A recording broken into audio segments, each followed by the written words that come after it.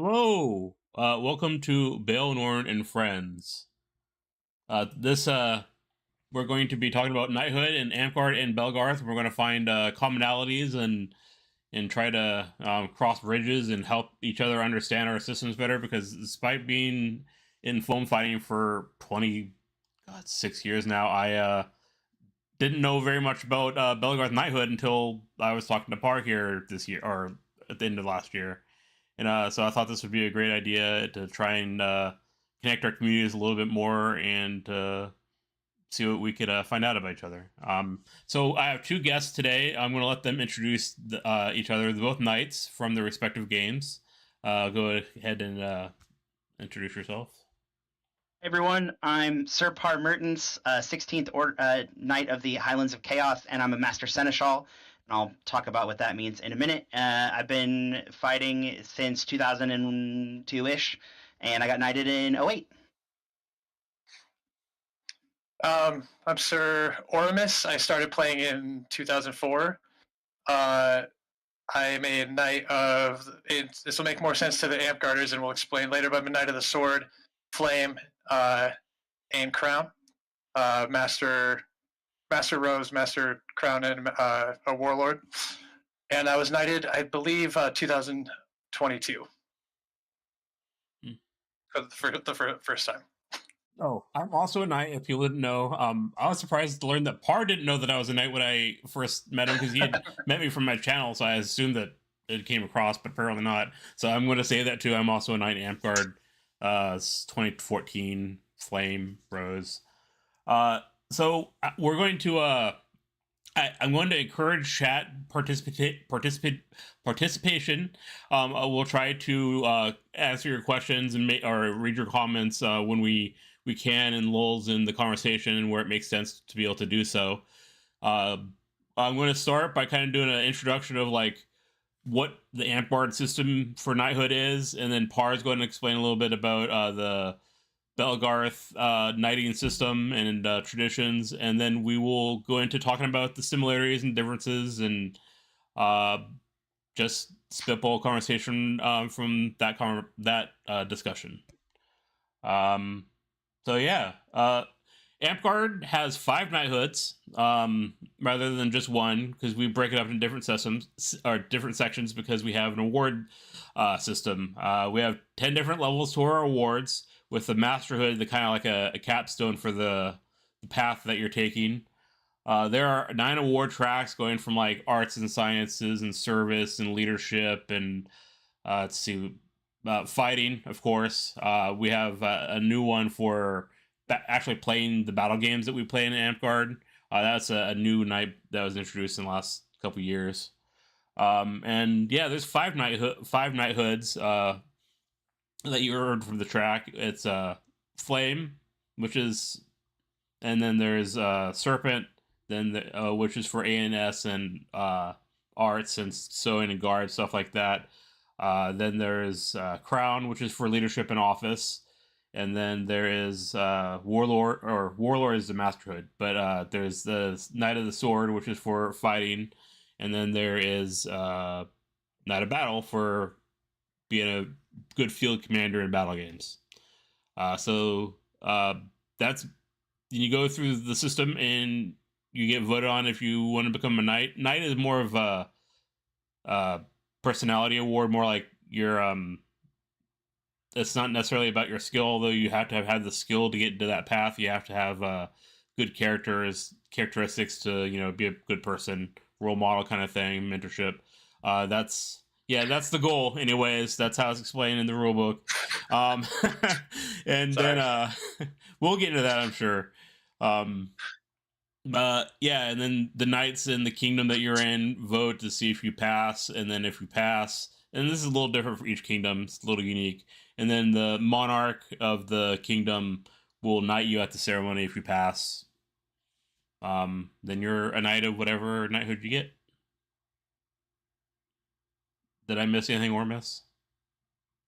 No, I don't think so. No, okay. Nothing that won't be, I'm sure, discussed later on in the conversation. Yeah. Right. Par, do you want to talk a little bit about Belegarth Knighthood? Yeah, absolutely. I think this won't be the first time that I compliment how easy it is to understand Amtgard's tracks versus Bell, and by extension, Dagger here as well, because we have a similar origin, and so when I'm talking about Belegarth Knighthood, to my understanding and from my experience, it's exactly the same in Dag, so you can combine, because it's very similar traditions. So the first kind of early knights in foam before, what year was Amtgard founded? I hear different answers. 83. Yeah. 83. Okay, so the first kind of knights in foam date back to 82. So like Dag's original knights are older than Amtgard and far older than Belegarth, because we came out of the 01 split that was over intellectual property stuff that split the country in half and had us start a new game, which I wasn't there for. And if you hear the rumor that I caused it, you can keep spreading it because that's honestly cool. So kind of the first knighthoods were like realm level awards. And so I really wish we'd been smart enough to write it into our rules at some point about what knights meant, but both in Bell and Dag, they're just social conventions. There's no rules for them. The rules that are laid out are in kind of the same way that it's individual to kingdoms. It's more individual to knights and orders, and it really is. It can be like the Wild West. You can Oromis's handshake at the character thing. Like, it's so much easier for someone, the character flaw, to get knighted in Bell, I would think, because it's a one-on-one relationship between you and your mentor. So in Bell, any knight can make a knight, and that's how it started. Unlike Amtgard, our peerages have different names, and it's a lot closer to the SCA. So in the SCA, if you're a knight, if you go by Sir or Dame, that means you're a heavy fighter, and they're the only ones who get to call themselves Sir. That's what it's like in Belegarth. And so our Knights of the Flame, that's service, right? Did I get that right? Yeah, sorry, yeah. Service, yeah, okay. Our Knights of the Flames are known as Master Seneschals, and so that's my second peerage, is functionally a Flame Knighthood. Our Serpent, which is crafting for you, is Master Artificer. And then we have a knighthood that I didn't hear you mention at all, which is Master Chronicler, which is about keeping records and then doing videos and poetry and kind of more bardic pursuits, but in the interest of keeping our history.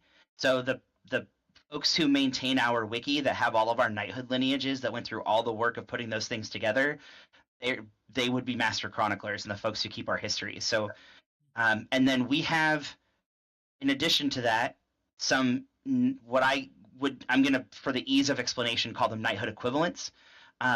One of them is specifically and only if you play a monster character, because in Bell, monster isn't a class; it's just a thing you are. And so, monster knights are war masters. And if war masters are watching the stream, like if Cord is out there watching the stream, please don't be mad at me that I'm boiling it down to that. But yeah, so monster knights are war masters.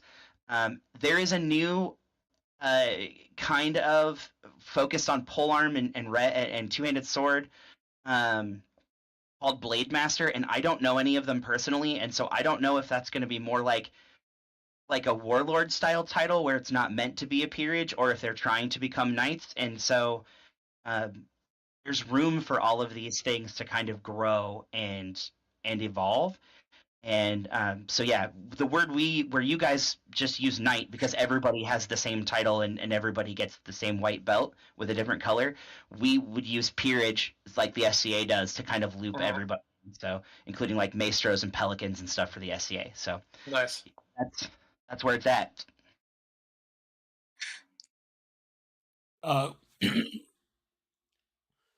When did it was when you sorry.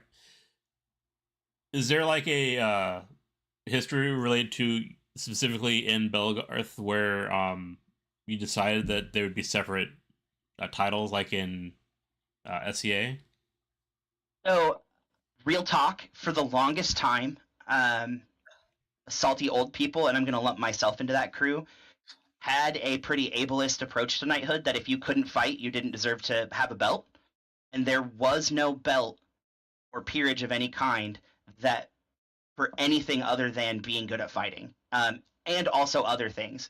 When someone asks me, when an Amtgarder says like, well, tell me the difference, that I say like a Bell Knight is at level 6 in all of your knighthoods.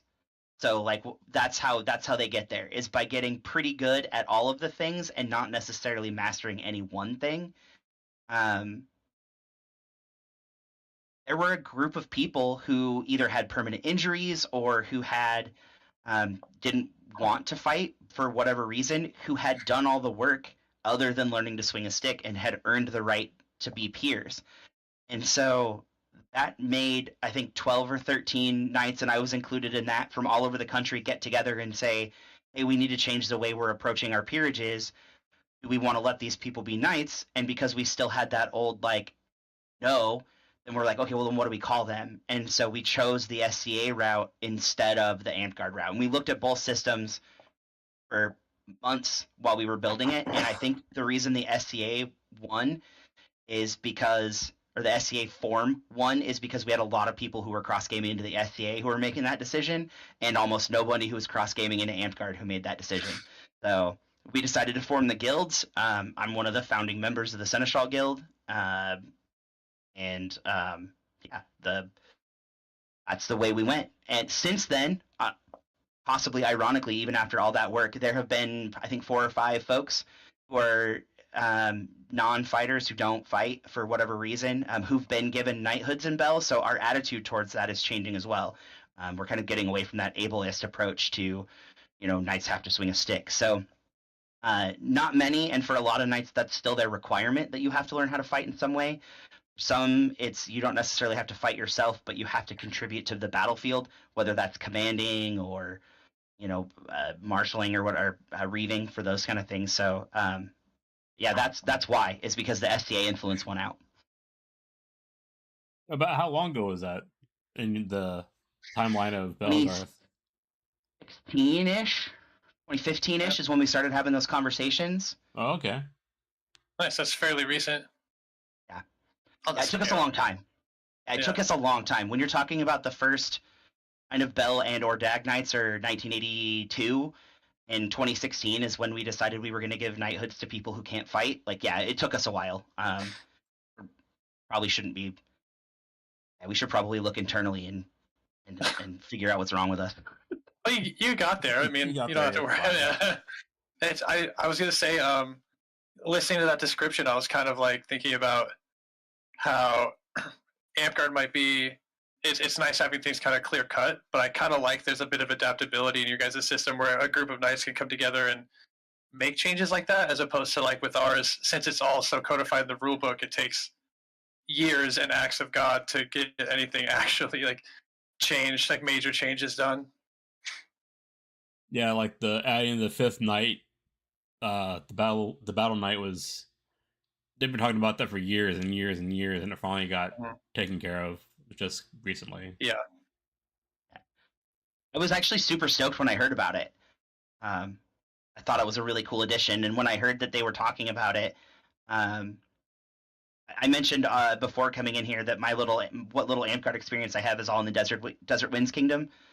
It's where I was before I moved in July, and when I heard my friends who were in Amtgard talk about it, I was like, why isn't that not a thing anymore? Or like already, like that seems like a really obvious thing you would have. And they were like, yeah, we don't know. I feel like it was like there was a wide sentiment that it was definitely like, as it was being talked about, it's like, why isn't this already a thing? But there was pretty widespread disagreement on how it should be handled. Like some people felt like the award should lead toward a sword knight instead of making a new knighthood. And then the sword knights had a problem with that, or like not all of them, obviously, but probably the majority. And then people who, probably more likely the people who wanted to be sword knights had more of a problem with it than people who already were sword knights. But once they got that all nailed down and just decided to make a new knighthood, which I think made the most sense, but yeah, it was definitely like a no-brainer, if you ask me. Yeah, I agree. Yeah, being a battle knight just sounds cool to me. I see in the chat that someone says, "I wish there was a name," but like, battle knight sounds like a cool superhero name. So yeah, it does. So something that is a big difference, and I don't want to highlight differences too much. Would rather find similarities, but here I'm doing it anyways. That the Belegarth system is more cultural. Like knighthood is more of a cultural thing. In Amtgard, it's been codified to like you can gamify its statistics. I mean, there are people that just like, I got to get a bigger number, so I'm going to get a bigger order kind of mentality, and they work for the awards rather than for the process. So there's different approaches to knighthood because of that. And so I find it really interesting that Belegarth has developed this as a cultural thing. Not that there isn't cultural things in Amtgard that about knighthood, but your foundation is cultural. Yeah, and that's all it rests on too, right? If Belegarth decided to pass a bylaw that they were going to do away with all peerages, like they could, because it's not in our rule book, they won't, because again, we're the ones who run everything, so we're the ones who'd be voting to get rid of our own titles. But yeah, it's all. That is good and bad, right? Because then if it's all vibes and you've got a knight who has their buddy as their squire and is convinced they're ready, even if their friends are in the process of saying like that person's not ready or whatever, there's no check on that to have like someone else step in and say no. I'm an example of that. Not to tell on myself. In 2008, when I was getting ready to get knighted, I was still kind of a hothead and had some ego issues. And another knight who I greatly respect tried to tell me that I wasn't ready, but I was like, whatever, man. My knight tells me I'm ready, and he's the one who gets to make that decision. So I'm out. And then like 2 years later, I was like, wow, now I get what he was talking about, and I wish I'd listened a little harder. Yeah, we have like. Oh, sorry. No, I was going to ask what your opinion was on the effect. Well, I was going to say, like, as you were talking, sort of like the discussion about whether or not you were ready and stuff. It's in Amtgard. It's not every kingdom. I think some kingdoms have done away with it, but we have what's called a circle of knights, and each kingdom it's like their own circle that's their own. And that's sort of what's discussed is like the first knighthood when somebody's being elevated from squire or whatever to knighthood, they talk about their qualifications, like do we feel like they're ready and all this stuff, and so that approval process is kind of taken out of the hands of the sponsor. The sponsor still gets a vote, but like our circle here in the Northern Lights, you need like a 75% approval and all this stuff. So even if you get the majority of people thinking you're ready, you might still not make it. So Sure. it's a little bit. The guilds. One of the things that we did take from Amtgard when we built the guilds is the guild council is who decides if you're given your masterhood or not. And for the, I know I'm not on the council for the artificers, so I can't speak for that, but I am on the council for the chroniclers and for the seneschal, and it's pretty unanimous. We haven't had anybody come through either process where we were like, yeah, this person is a scumbag, so no. But it might happen someday, and if that happens, then the council will be like, yeah, if one person on the council is saying like, hey, this isn't good, but that council, are the Circle of Knights, are they capped at a number? Is there like a number of them, or is it every knight in the kingdom? Every knight in the kingdom has a spot in it. Okay. Yeah, there's the only position, there's a speaker of knights who's in charge of like organizing everything, but beyond that, everyone's just a member of the circle. What a gangster title. Yeah, that's me right now. Nice. Yeah. Or Mr. Speaker. For the guilds, there's a chair, so same thing. But the guild councils for Seneschal and Chronicler are capped at 12. And so as new masters are made, masters who currently have a seat on the council can step down and allow someone up if they want, or they can come back and rotate out. But there's always only 12 people voting on you. Okay. Well, my vice chair for Seneschals lives in Indiana. And so obviously we have to do all of our business. So it's the guilds are a national council. They're so new that we only have, I think, 15 master seneschals, if that. And artificers are by far the most. There's more master artificers than the other two combined, I think, because it's a little easier to look at someone's like shiny metal armor and go like, yeah, well, you did it, and also you're a nice person, so yeah. Than it is to be like, can you really run east out of the back of your van? Like, you're gonna have to show us. Yeah. So yeah, I think we're gonna not to peek behind the curtain too much, but I'm pretty sure we're gonna have 1 or 2 Master Seneschal people up for that this year. So nice. That'll be cool to add some extra bodies. Yeah. And voices. It's really interesting to hear, like, just knowing that you guys, because correct me if I'm wrong, but you guys don't have kingdoms per se. You have individual chapters, but not like a subgroup of kingdoms, right? It's all like a national and then just your individual parks. That's correct. Some areas kind of have grouped together, so all and some of that is by vibes. So all of Idaho, and whether they like it or not, northern Utah and 2 chapters in Montana. Although the folks in Stygia, which is Missoula, Montana, will whine when I say this, are in what's collectively known as the Highlands of Chaos, because was what the first chapters in the early 90s were, when they were started by someone who moved out here from Illinois, were called, and so that area name became that. And we've elected recently, actually just a month or so ago. I live in Southern Oregon now, and so Western Oregon and Western Washington have combined in what we're calling the Rain Coast, and so we have a group chat.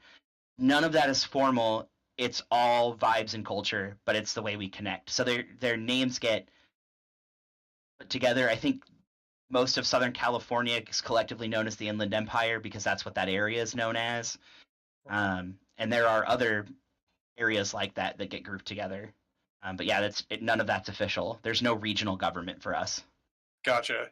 Because we have, I want to say like 24 kingdoms at this point, which breaks up the whole U.S. and Canada, and we have our own board of directors, our own operating documents. It's all very, the rule book dictates like what we have to follow, and plus we do have an inter-kingdom board of directors, but they're not deep into like how we run our kingdom. So you'll see variations, but like, it's like, for instance, like some kingdoms don't have Circle of Knights anymore. Some of them have, it's just like an advisory board. Some of it's a required vote. Yeah, so it's kind of interesting how you guys are able to keep the whole country kind of on the same page, and we're kind of like, okay, Western Washington does it this way. We don't care how you guys do it. We're going to do it this way. Yeah, for the rule book, so we have a kind of getting away from peerage for a second. Our national board of directors is like 6 people. They're elected every year. After you serve a 1-year term, if you want to run for a 2-year term, the next time around you can. I'm pretty sure the corporate vice president of our organization is in the chat. I saw him check in. So, AX. And then if your realm has been around for over a year and has the required number of people, which is a minimum 10, individual sign-ins would be the term we'd use, or the term you use. We just call them individual members, and there's rules for how you get to count those. Then you can go for a speaking spot on the National War Council. You hold that for a year, then you can move for voting rights. And then any realm with a voting member gets to send. If we have a Senate, basically 2 members from your realm get onto a national board. There's 4 voting periods a year. Changes to the bylaws, the rule book, and any other processes like that are all decided at the national level. And then there are provisions in that allow your local park to ban, to like, you can have local bans, you can have, there's rules on how you can notify if you're going to play test for a new rule set. And so there's kind of like some loopholes that each park can do if they want to do things slightly different from there. Nice. It's interesting to talk about different organizations because you're like actually almost like culturally just you're massing like another group on top of the other group, even though it's not official like the Amtgard where we do the weird different companies and organizations. But yeah, I think that's a really interesting topic. But we're going to switch back to Knighthood a little bit. Although it's topical because Knighthood is regional even in Amtgard where it's supposed to be standardized. So it's important to note that. What kind of like what does Knighthood mean to in your game, your organization? Like as a we'll say you're the game's ideal of what Knighthood is supposed to mean for the game. Sorry, Oromis this time. I was gonna let Oromis go first. Okay, yeah. So I mean, this one's a little bit. There's like the rulebook answer and the cultural answer. The rulebook answer is just like a recognition of you achieving the proper masterhood. It does mention that there should be. We should use character as a judgment for whether or not they deserve it or not. Like you don't want a scumbag and just making knights look bad or making the game look bad as like a chosen like leader in the game, just being an asshole. But when you actually talk to knights and talk to people in the game, it's knighthood is essentially like recognition of your time spent, but also it's almost like a perpetual office that you in where you're expected to be a leader. You're expected to I always say like what I want from a knight is like if a new player shows up to the park and they're like, hey, like I want to learn how to be a great crafter, I should be able to send that player to one of our Knights of the Serpent, which is our ANS knighthood, and like not have to worry about how they're going to be treated. They're going to be like taught and shown the ropes and stuff like that without any sort of concern. Knights should be stepping in when there's roles that need to be filled. Like if you have a park with knights and no one to run for office, then your knights are failing you. You know what I mean? Like they shouldn't just step in and not let other people do it. But if there's like nobody to run and your knights are stepping up, going like, okay, we'll pick up the slack, then then there's something to question there. But and I'm not trying to call him out, just like as I try to think of an example of what we expect from our knights. You know what I mean? And so it's as much as it's an award, it's also a responsibility. Yeah, something you said that really resonated with me just now is like if you don't have anyone to run for office, your knights are failing you. And I was kind of keeping an eye on the chat, and I mentioned, it would be if we got rid of peers, it would be us voting ourselves out because we're the ones who run anything. And I noticed that War Master Kib, who's from Central California, mentioned laughed at that. He's like, "That's so true" in the chat. I assume he was responding to me, so if he wasn't, oh well. knights are always the people, in at least in my mind, who run towards the fire. And the one benefit that I think the messy kind of individualistic um, thing Belegarth does have going for it is that because we're all cultural, it means we have to work twice as hard to keep our cultural position relevant. And so if you went to any Belegarth event, not so much the parks, but if you went to any Belegarth event, 50% or more of the staff is almost always going to be someone who's a peer or a squire who's working towards a peerage. And the biggest events in the country are all either run or overseen by peers. And that's true everywhere. And so when you're talking about like the person who knows it all, that should be the peers in your country, or in your kingdom, in your park, in your chapter, in your realm, or whatever.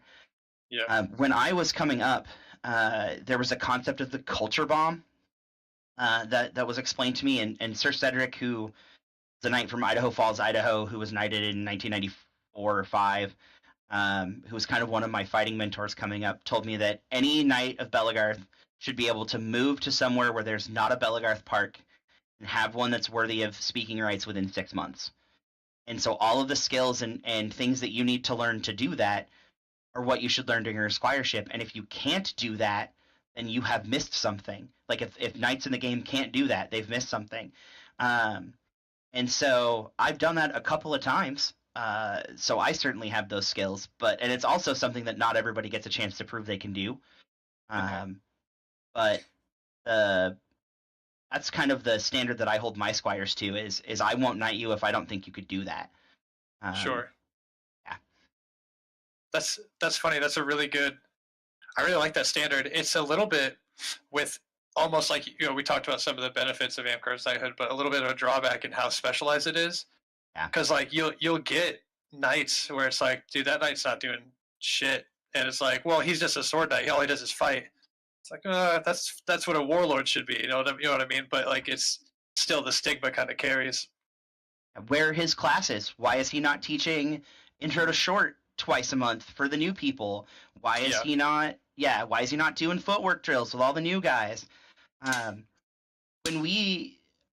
This is kind of, so I'm sure it's true for Amtgard. Like, well, I guess I should ask: are there specific offices at local parks that are the same everywhere? Does every park have the same leadership structure?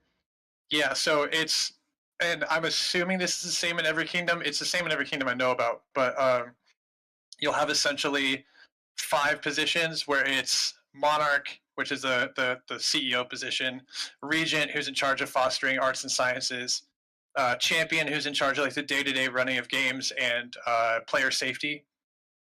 Prime minister is in charge of record keeping, and guildmaster of reeves is there for rules questions. I don't know if you guys call them marshals or Marshals? Yeah.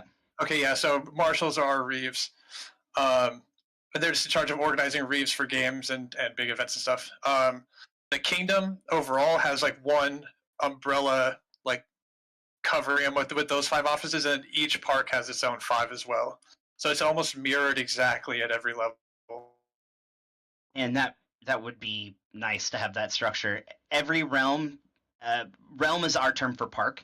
So every realm runs it figures out its own structure where it works for them. So I have a squire that lives in San Diego. The Belegarth realm in San Diego is Andor, and they have a 3-person council, and kind of everybody works on everything, hand stuff off. They have different titles and they have different focuses, but like they cover each other. So they have one of their offices is Arbiter, and the Arbiter is their war council representative to the national scene, but is also in charge of like adjudicating internal problems at the realm level. Here in Ashmark, my realm in Medford, Oregon is called Ashmark. The Rogue Valley is called Ashmark. We have 3 offices. We have our marquee, we're on the border, so we chose the historical term for like a count that was on the border. So our Marquette is our CEO style position, right? But they also are in charge of like welcome and recruitment. And then we have a what we're calling a Castellan, which is our Marshal of Reeves, our player safety. That's my role right now. weapons check, player safety, running the field. And then we have a Archmaester, which is like Andor's arbiter position, where they're a little bit the record keeper. They keep the money and tally of the waivers, but also their role is to like represent us to the national organization. So it's kind of all over the everywhere. Some realms, when they're really big, have 5 positions. Some have 3. Some have only 1, which is probably not good. Yeah, but yeah. I always in areas that are peer heavy, that have peers in their park, or knights in their park, that is where you get your extra help. Even when I wasn't on Realm Council in the realms I've been on before, if someone showed up and they looked new, I'm always like, hey, come over here, let me teach you the basic rules, and let me get you to the person who's supposed to have you sign your waiver, and you can ask me any questions you want. And so I think that, yeah, culturally we're simultaneously the groups that drive culture, but also like we're the what remember the Bell culture. I think without peers, it would just be a bunch of dudes in tie-dyed t-shirts hitting each other in the park, which is fine. Fine. Fine, yeah. Not great, but fine. Yeah, but fine. Yeah. It still exists. Yeah. Do you guys have any visual indicators of your peers? Yeah. The unadorned chain, the Knight's chain, is a thing we got, like history and also the SCA. White belts for Knights. I'm wearing one, but I'm not going to stand up. I mean, I could. Master Seneschals have a golden stole, so like like what you wear at graduation, a stole. So when I had mine, I had mine made with a hood, and because I'm cheeky, I had the same colored goats embroidered on the shoulders for like the Simone Biles shout out, like greatest of all time, because I've done a lot of Seneschal work. And then I've got my heraldry and the guild symbol on it.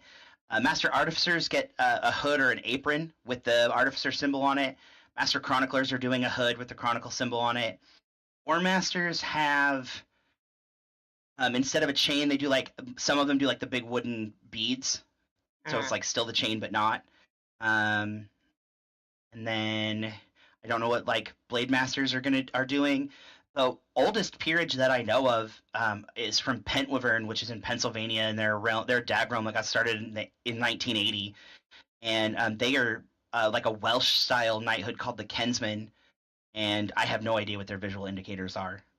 But yeah, nice. the chain and the belt pretty much get you there for knights, and then the guilds have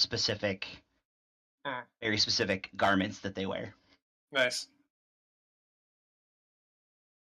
Yeah, with Amtgard, you kind of touched on this too, but like we have everyone gets a white belt that are color coded based on your knighthood, so it's the trim around the edge, so you can kind of tell kind of what their specialty is.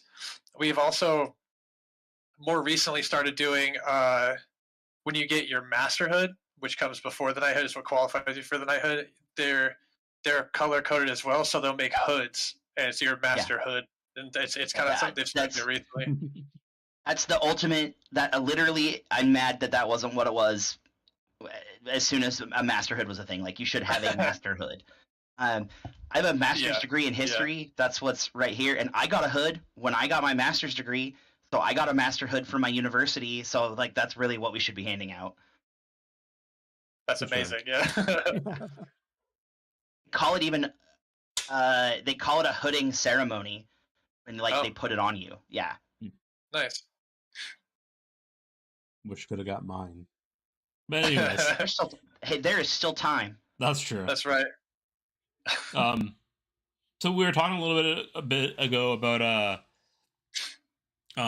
responsibility to the community as being a knight. And one thing in Amtgard, because we kind of touched on, but not explicitly, like masterhood isn't supposed to guarantee knighthood. So that only qualifies you for like the warlord, the guy that's not teaching, and he's going out there winning the tournaments, and he's like a really badass fighter.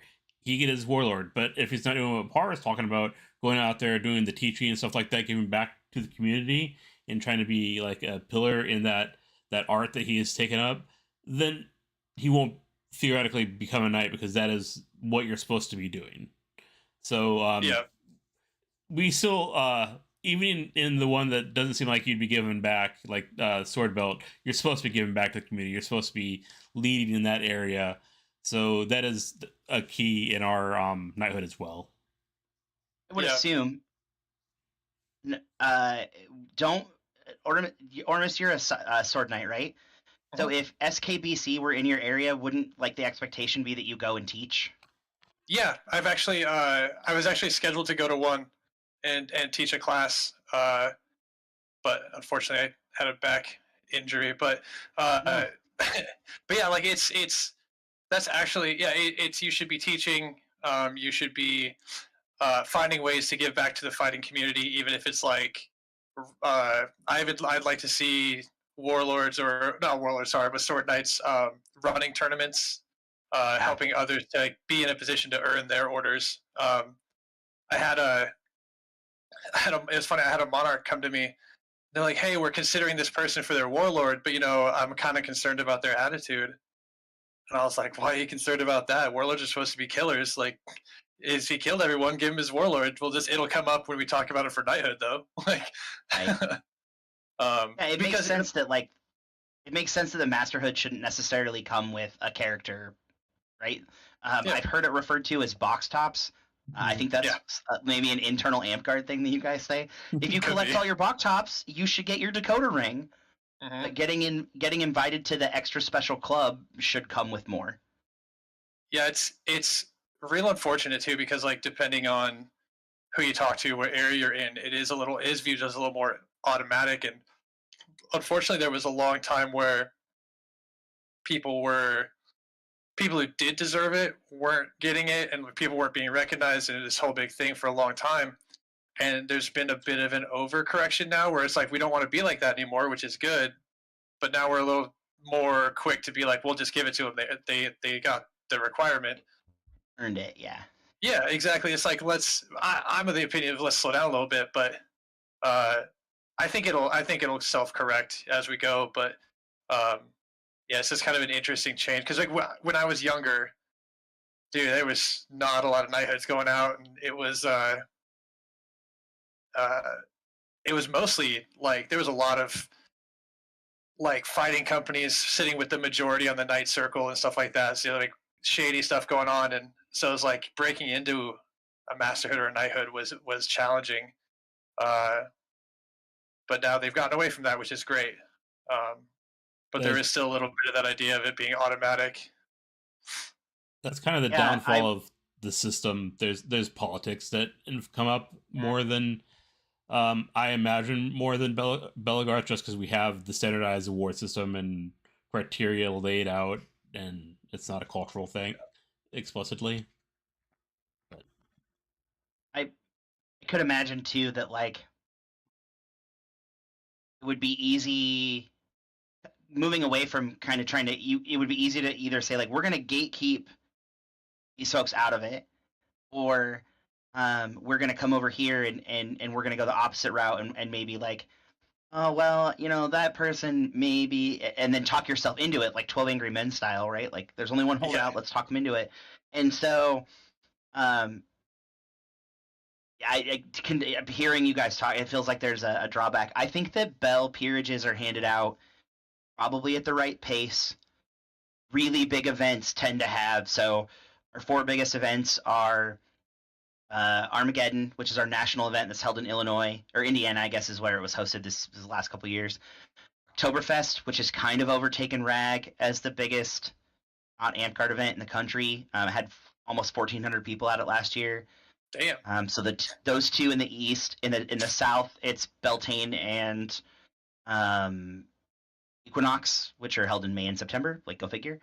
And then West Coast, it's Chaos Wars in Idaho, which ranges between 300 and 500 people every year. And then Battle for the Ring over Martin Luther King Jr. weekend in SoCal, and that has gotten, I think, close to 900 people in the past. So it ranges from 400 to 900. So it's a big swing based on pandemics and if people can afford to fly.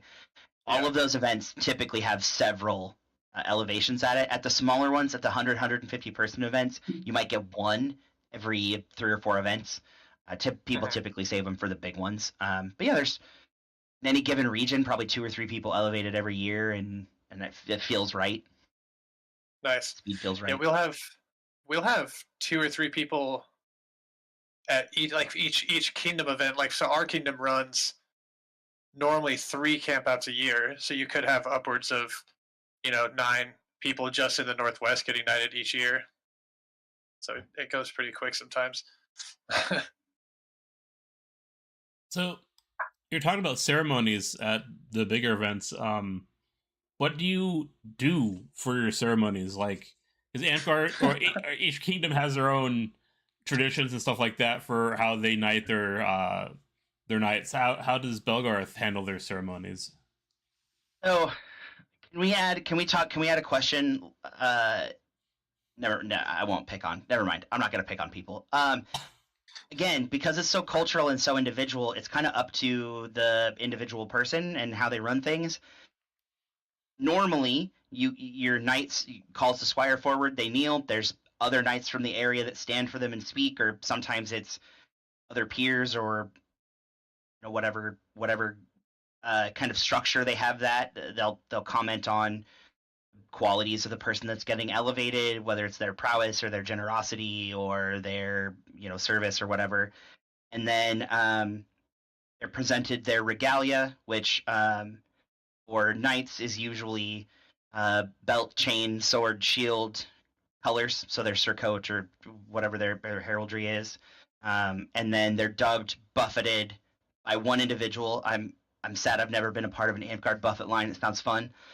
They're buffeted by the knight typically, and then sometimes if there's a particular song or whatever that goes with the area, or a lot of us sing the SCA Born on a Listfield song at the end of it, and then that's kind of done.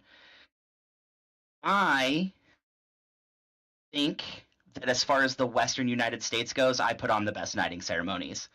When I knighted Sir Scald last year at Chaos Wars, I had his regalia presented by a different person who was in my line, with the exception of Sir Rem, who wasn't in my line but was someone who's in Scald's.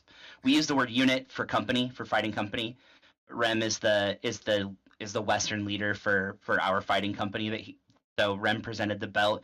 Each one wrote their own speech. So Scald had 5 people get up and speak for him. He had 3 guild masters, a community member, and I'm blanking on who the other person who spoke for Scald was. Maybe, yeah, I'm blanking on it. And then I had the regalia presented by each individual person who gave their own speeches. That's a question. You guys do red belts for squires, right? Yeah. Yeah. So we do the white squire stabard. We do the Home Depot apron, and I burn my squire's tabards in front of them. Oh, nice. So I remove it from them and I light them on fire. And so I burned Scald's tabard, and everybody presented the regalia, and then he was inducted into an order of knights. Knight orders are also cultural, but they're kind of a voluntary association, and so Knights of the Highlands is the oldest one in the Western United States. So he was inducted into that as well, and that is a unanimous vote of all of us. So he got those votes. So the Knights of the Highlands were also standing up there and blessed his chain, and then oath dub buffet. I do not hold back on the buffet. And Scald he owns a theater. So he does musical theater. He's a world-renowned opera singer. He's done tours all over the world. And I warned him if he theater rolled with my slap, he'd catch the other hand coming back. We took it. And actually, I'm pretty sure on Facebook still, if you find me, my banner picture is his knighting. I can't remember if it's the dub or the buffet, but you can find it in my pictures. And then we sang Born on a Listfield, and then he had social time with everybody. So I've seen knighthood ceremonies take 5 minutes. This one on camera was like a 25-minute ordeal. Nice. Yeah, we have in Amtgard, we have sort of and I can only speak to my area. I haven't been to a lot of knightings outside of Northern Lights and Blackspire, which is the Northwest. we have sort of a traditional knighting ceremony, and then some people, depending on who's running it and stuff, might choose to have like a any sort of variation. There's no like requirement or anything, but with ours, it's almost always like they call up. It's after the awards go out, so at every camp out, there's what we have court, kind of like the SCA does, where it's like we hand out awards and all this stuff, and almost always like after the awards are handed out, they'll call up all the knights who are present, so everyone will come up on stage. They'll call up the person to be knighted. Sometimes they'll have like a retinue with them. Sometimes they won't. They'll go up on stage and they'll be the regalia is normally you get a chain, a belt, you get spurs a lot of the times, and then you get normally a sword or some form of weapon. I convinced when one of my friends was getting knighted, I convinced him to give him an axe instead. And then you get a lot of times you get like a tunic or surcoat depending on kind of how they decide to do it. And then either normally it's one of the knights like that you're close to or has some sort of relationship with you will come up and they'll give one of the pieces of regalia. A lot of them have like typical speeches that go with them, like when you get your chain, like don't be the weak link in the chain type of stuff. And then at the end you get dubbed, and then buffet lines are voluntary. We haven't, as far as I've seen, we haven't done really any of the single buffet, especially like any strike to the face or anything like that. That hasn't happened since that I've seen. But what historically was done that they've kind of moved away from was the buffet line, where all the knights make a line and come up one at a time. You hug, you do your friendly stuff, and then they get to punch you normally in the chest. Some of them I've seen like shin kicks or stuff like that, people trying to be nasty. But when I first saw them when I was younger, it was you just, as the one being knighted, you'd stand there and receive the blows just one after another. Now it's sort of moved to when you do see a buffet line, it's the person being knighted gets to deliver the first blow, and then the knight hits back. I sort of... Oh, go ahead. No, you go ahead. I'm finish, and then I'll say something. I kind of use it as when I go up, because like different prospects. I don't want to say this because I've only been in a couple buffets. I've heard some people say I might be one of the harder hitters. I just get excited, but I tend to let them hit me first, and then gauge how hard I'm going to hit them based on that. Like if they're like they give me a light little tap, I'm probably not swinging from the hips. You know what I mean? But some of them I know how I'm going to hit them when I get up there. But it's it's some people in the past have used buffet lines as a sort of a negative thing, like way to hurt people. So they've gotten away from it a little bit, but you'll still see them. Historically speaking, hello. This is Raph. This is one of our sword knights. Hey. Can you guys hear him? Yeah, just a little bit. Okay. Nice. You're wildly out of uniform. Hello, internet. Hey, Baelnorn and Friends. Oromis is awesome. Yeah, all right. We're having a great conversation. That's funny with the headphone. You guys could hear him. He couldn't hear words you were saying. Good. You tell him I talk smack later, and he can come find me. Yeah, he's a good fight.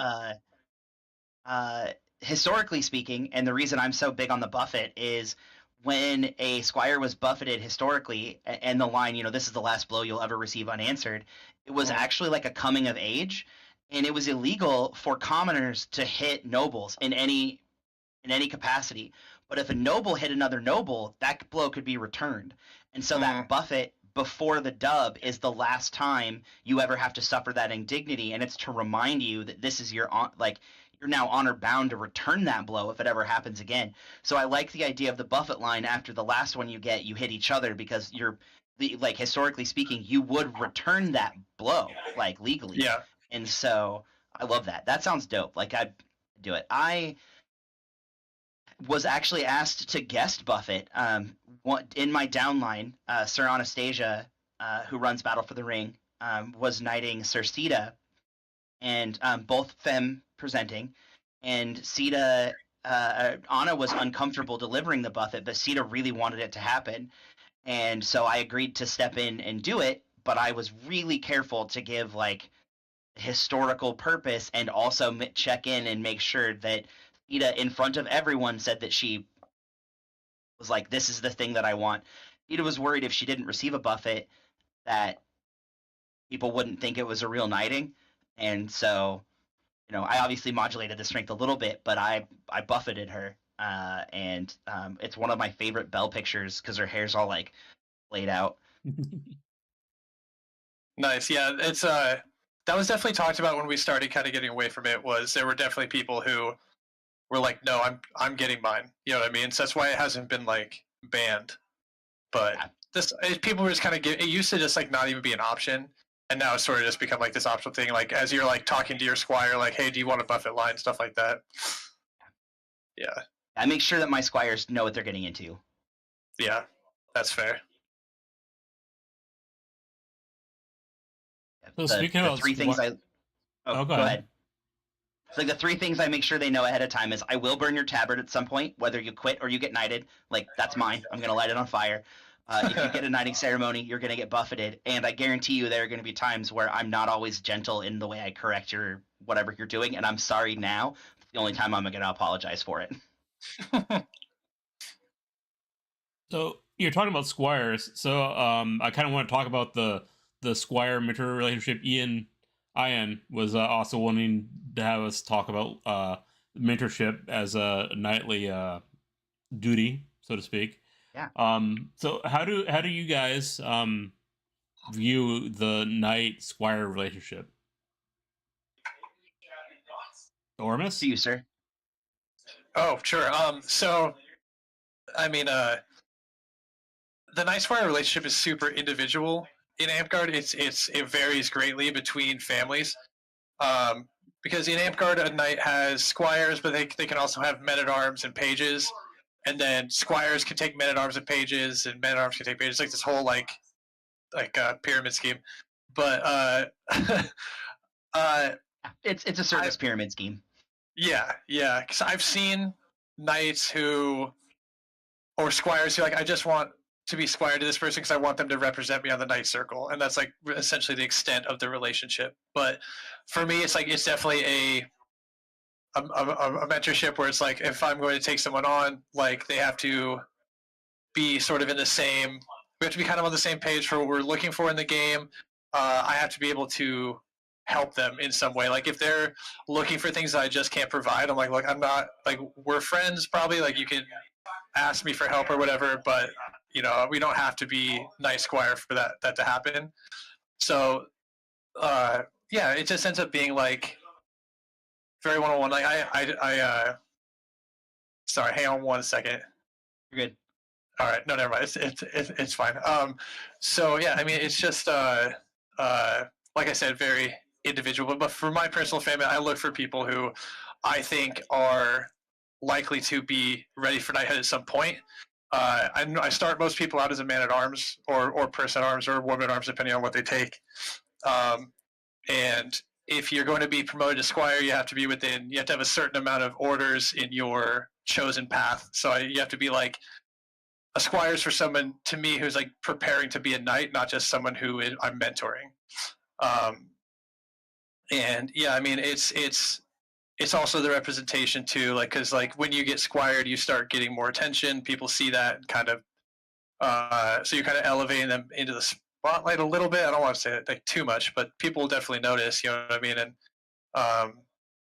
so yeah, you got to make sure that they're the right person for you. But yeah, I like to be someone they can come to. I haven't been super active over the last year after having a baby, but I still have a chat with them and ask them how things are going, like try to figure out like, hey, like if I could send them in the right direction, if they need something, try to keep in touch with them. But yeah, and then once it comes time to actually do the knighting, I would be heavily involved in their planning of the ceremony and stuff like that.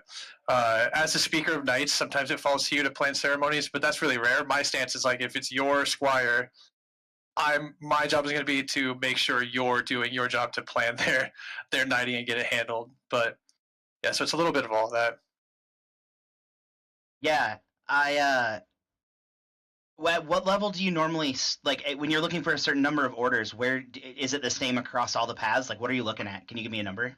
Yeah, I want them to have their 7th order in their chosen path because so I don't know how much you know about the land status and how that works.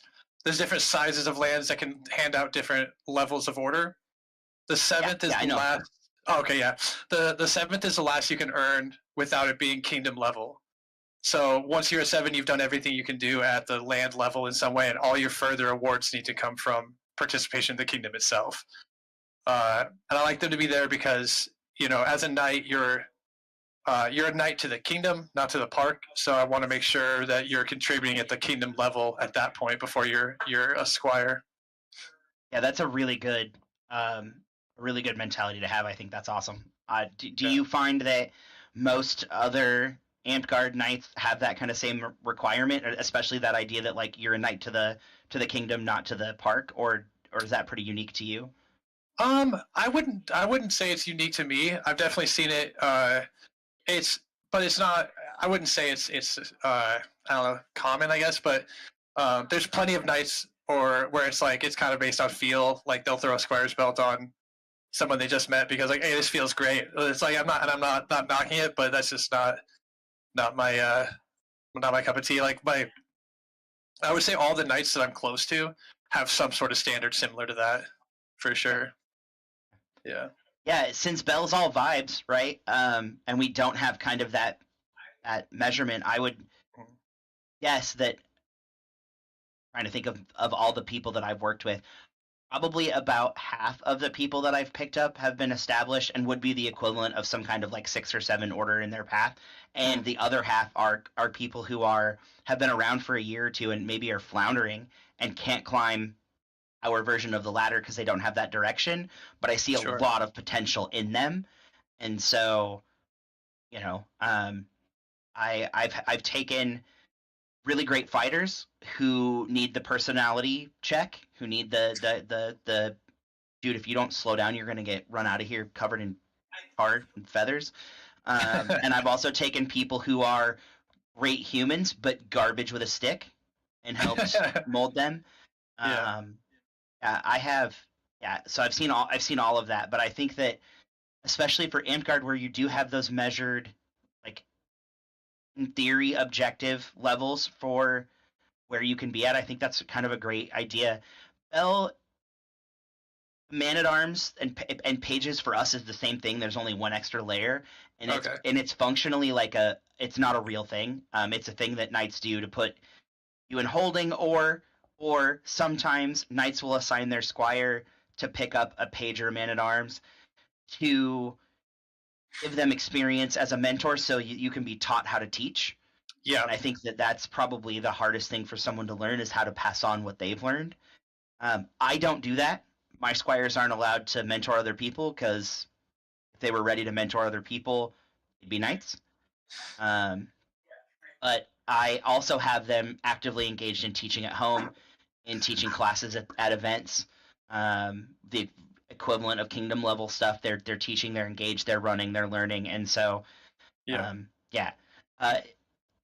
for me, because we don't have the ladder, the relationship is everything. I talk to each of my mentees every other day at least, and I have because I'm a mentor across 3 different peerages, I have a group chat with all of them in it, and I let them talk to each other if I'm not available. And so I put them all in a group chat and check in from time to time, but I have personal conversations with them as well. And that relationship is everything. And I'm sure we're going to get to this eventually, but that relationship is extra important after the knighting, because there's relatively little safeguards to keep somebody from going off the rails after they have their title. And so I maintain a relationship and talk to all the people that I've knighted as well, to make sure that they're still doing what they're supposed to do. And they help keep me accountable as well, and really move from a mentor-mentee relationship to actual peers. Yeah. And that's super cool. But yeah, the relationship is literally everything on the Bell side. Do you guys track your belted lines? Like we have like if you go on the wiki and stuff, you'll see like a belted line where you're like, this person is a knight, but was previously squire to this person who was previously squire to that person. Yep. Yeah. Yeah, I know that was one of the questions Baelnorn had about belt lines, and I'm really excited to talk about it. But yeah, it's all tracked on the Geddon, so not Arma, but Geddon.org is Bell's wiki, and because our national event is Armageddon, so Geddon.org is our wiki, and most of the night lines are tracked there. Gotcha. Yeah, that's one of the things too when I'm looking for a squire is I tell them this too, is like when you start that relationship, when you go into that sort of agreement, like I always say like you represent me and I represent you. So like we both need to be on the same page, and you need to be properly representing me, and vice versa. You need to hold me accountable to where I'm representing you how you want to be represented. And with the way belted lines kind of work, since it is tracked, you can still have that level of representation going for even after they get knighted, because like even when they're knighted, it still shows like they're under you, man. They're still connected there. Yeah. And that's I still talk to I still talk to most of the people who are in the ever expanding of my line, and try to hold them accountable to the point where like people who are in diverging branches of my line, I'll still talk to them because it's just important that our lineage be the right kind of people. And I've had to have some uncomfortable conversations, and they've had, I'm sure, uncomfortable conversations with me. But it keeps us all accountable, and it keeps us at the forefront of the culture. Right? Like when all we have is vibes, we have to make sure the vibes are immaculate. Yeah. One thing I wanted to add also that you were kind of touching on was the having your squires take on people underneath them. I ended up I sort of, once they become a squire and they've been a squire for a while, I encourage them to, if they find the right fit, to take someone on underneath them. And that's only because for me personally, when I was coming up, I felt like my growth really skyrocketed once I had other people I was trying to kind of help along. Not necessarily like in a squire man arms relationship, but I had people who I was like kind of mentoring anyway, like friends and like friends who were younger than me who'd come to the game. And so I feel like once you start teaching, it kind of forces you to analyze what you know in a way that you might not if you aren't forced to kind of like change and communicate it. So I do encourage them to like, hey, if you find someone that you think has potential, like we'll talk about, like I still have to approve it, but I don't bring anyone into the family without talking to all the rest of them. And then also vice versa. They'll come and like, hey, I was thinking about this person. Yeah, I super encourage all of my kids to like adopt a noob, right, at their park level. It's my expectation that they exhibit largesse, right, generosity, the knightly virtue, and that they help that person get to an event or make sure they have everything they need. In a divergent branch of my line, a squire in Idaho actually just sent us money to our park so that we could get some new guys gloves. Nice. So like that's the kind of, adopt somebody, right? Pick somebody up, bring them into the game. And I super encourage that at the park level. And kind of, if they're not already doing it, then they're not practicing that culture bomb thing we talked about earlier. And so I don't have a accurate measurement of their skills if they could do that if they needed to. So that's kind of what I look for. Nice. Yeah.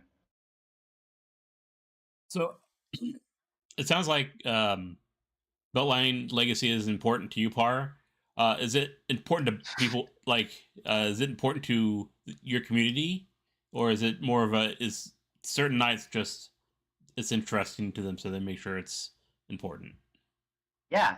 So there are areas where their beltline and the order that comes out of that beltline is super important. And Numenor, which is the Champaign, Illinois area, one of Bell's oldest chapters. It's Bell's first or second oldest beltline, and that line is so important to them that in order for a new Knight of Numenor to get made, they have to recite all the knights that came before them in order. Wow. 50 of them now. And so and they have to recognize their devices. There are other areas where the knighthood is either young, because it was grown out of someone who was either knighted heroically, didn't serve as a squire. I've knighted someone heroically, and I still consider them part of my downline, and they're squires. I make learn our line because I still consider them part of the family. And so it depends on the area. There's also been one area of the country where the main line did not survive either the Me Too movement or the pandemic, and I'm going to leave that there. And so it's less important to them it's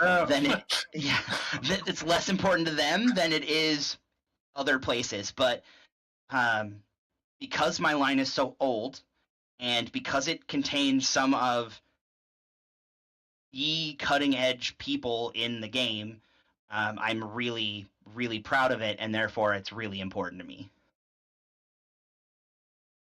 What about you, Oromis? What do you think for Amtgard? Yeah. I have my own opinions, but hear yours first. I think that it can be very cool. I would always look at like when I was looking at someone, if I was looking them up on the wiki or whatever, I'd always look at their line. I was super invested in it as like someone who a lot of times didn't even know the person I was looking up, but I loved going on the wiki and just random paging it. But I'd always look at their belt line. I thought it was cool having those connections. I personally don't have a belted line. I started my own belted line. A lot of that came from I've been squired under multiple knights before. The one previous to me being knighted, we're still great friends, but we had kind of a falling out knighthood wise, like knight path. We had like a real divergent ideas on knighthood, so we decided it was kind of best to sever that part of the relationship. And that was actually only maybe like 6 months before I got knighted, so it was kind of strange, like being knighted and not having a line like that. But yeah, it's definitely something that's looked at. There's not as much focus on it.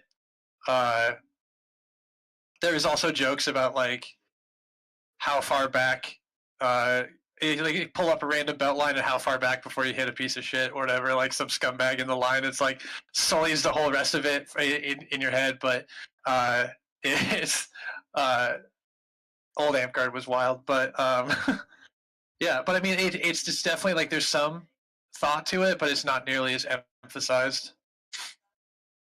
I have more than one squire in the chat because I can see them posting, and also at least one knight in my downline. So the first member of my line who can post our line in the chat, I'll make a special piece of garb for them for Western Wars. Go.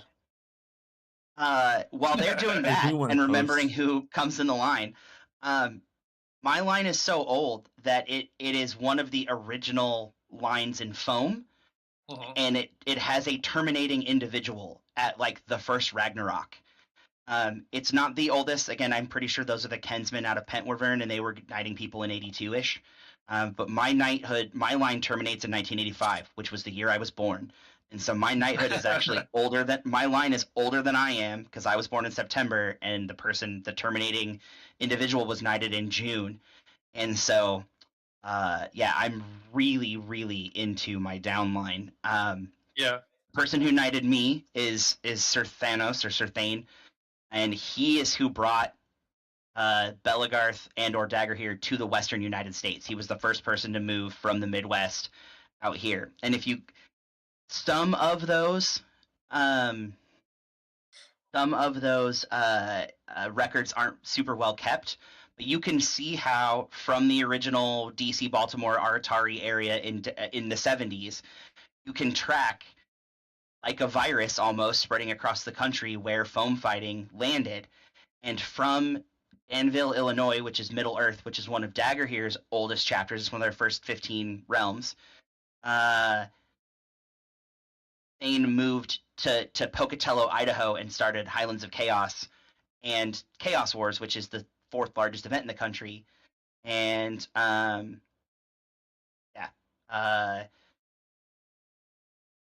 it looks like Dwarf got there first. So Thane was knighted by Sir White Tiger back in the early 90s in 1993. And so in those days you just had to like win local tournaments, which is I'm gonna guess like the proto sword knights were all just tournament winners, maybe in their original history. Like that sounds like the primary way you get your your warrior orders. Yes, but there's it's complicated because Sure. there's when we started standardizing the awards, because like griffins could go towards sword belt, which is honor on the battlefield rather than actually being Okay. proficient on the battlefield, and only a certain Gotcha. amount would actually add to it or something like that. It was slightly before my time, um but yeah, nowadays, and especially for the last 20 years, it's basically just been tournament wins. So Thane was knighted by Sir White Tiger, also known as Gamelon. Um, that's a dude who started fighting in like 1982, 1981 ish. He was knighted in 80. Hold on. He was knighted in 1990. And then Gamelon was knighted by Sir Geoffrey of the Hill, also known as Beowulf the Dreamer, who is one of the first 20 people to ever get knighted in Belegarth, and he was knighted in Foam, and he was knighted in 1985 in June, just prior to the first Ragnarok. So, and he was knighted by King Arion Windwalker, who was the rightful king of Middle Earth. So, like one of the very first realm knights, one of the very first lines that spawned out of a local group knighting someone for the whole organization is where my line comes from. I've knighted 5 people, and those people have knighted people. I can see that Sir House is posting in the chat occasionally. He's a grandbaby of mine, and I'm about to have a great grand squire get knighted next week at Battle for the Ring when Galvin gets knighted. So I have a really prolific line as well, but also like it's so old it ought to be. Right. Yeah. No, my line doesn't exist. So You in a cornfield trying to teach Dangus. yeah, pretty much. It's just I was I guess in Amtgard they're called fonts, or I think the beginning of the line. So I was never a squire. So for me, the squire knight relationship is interesting because I'm making it up because I never experienced that. So it feels important to me to have that, but like in the game, it feels more like a idle curiosity more than a cultural like under or pitting stone, like it Gotcha. seems to be in Bell. But that's just my opinion on it. Yeah. Yeah. So heroic, we would call that a heroic knighting. Just knighting someone who didn't go through the squire process, and I saw somebody asked in the chat about that. Heroic folks who are knighted heroically are done so because they have already done all the things they would have done as a squire, and they were either lived in a place where they never had the opportunity to do that. So, for instance, Sir Anastasia was heroically knighted by me. She had moved from a place with no knights to a place with no knights, started at the Onderil, started Battle for the Ring, had built Battle for the Ring into a major event, Onderil into a huge realm. Onderil had voting rights, had done all the crafting and sewing and everything I would have asked her to, and so I and the other Knights of the Highlands got together, had a discussion, decided it should happen, and then we knighted her at that Chaos Wars. Nice. Nice. Yeah, we're talking about belt lights. I think I'm not sure if there's anyone in the chat who could correct me, but the original knight in Amtgard was Tawny Dark Falcon. She was the first. Yeah, she was the first monarch of Amtgard back when it was just one group, and the first knight. So, and I believe if I'd be shocked if it wasn't still going, but I think she started down in like the I think she's like New Mexico. So I think a lot of her belted line spans like New Mexico and Texas and stuff like that, kind of that area down there. Ion says you're correct too.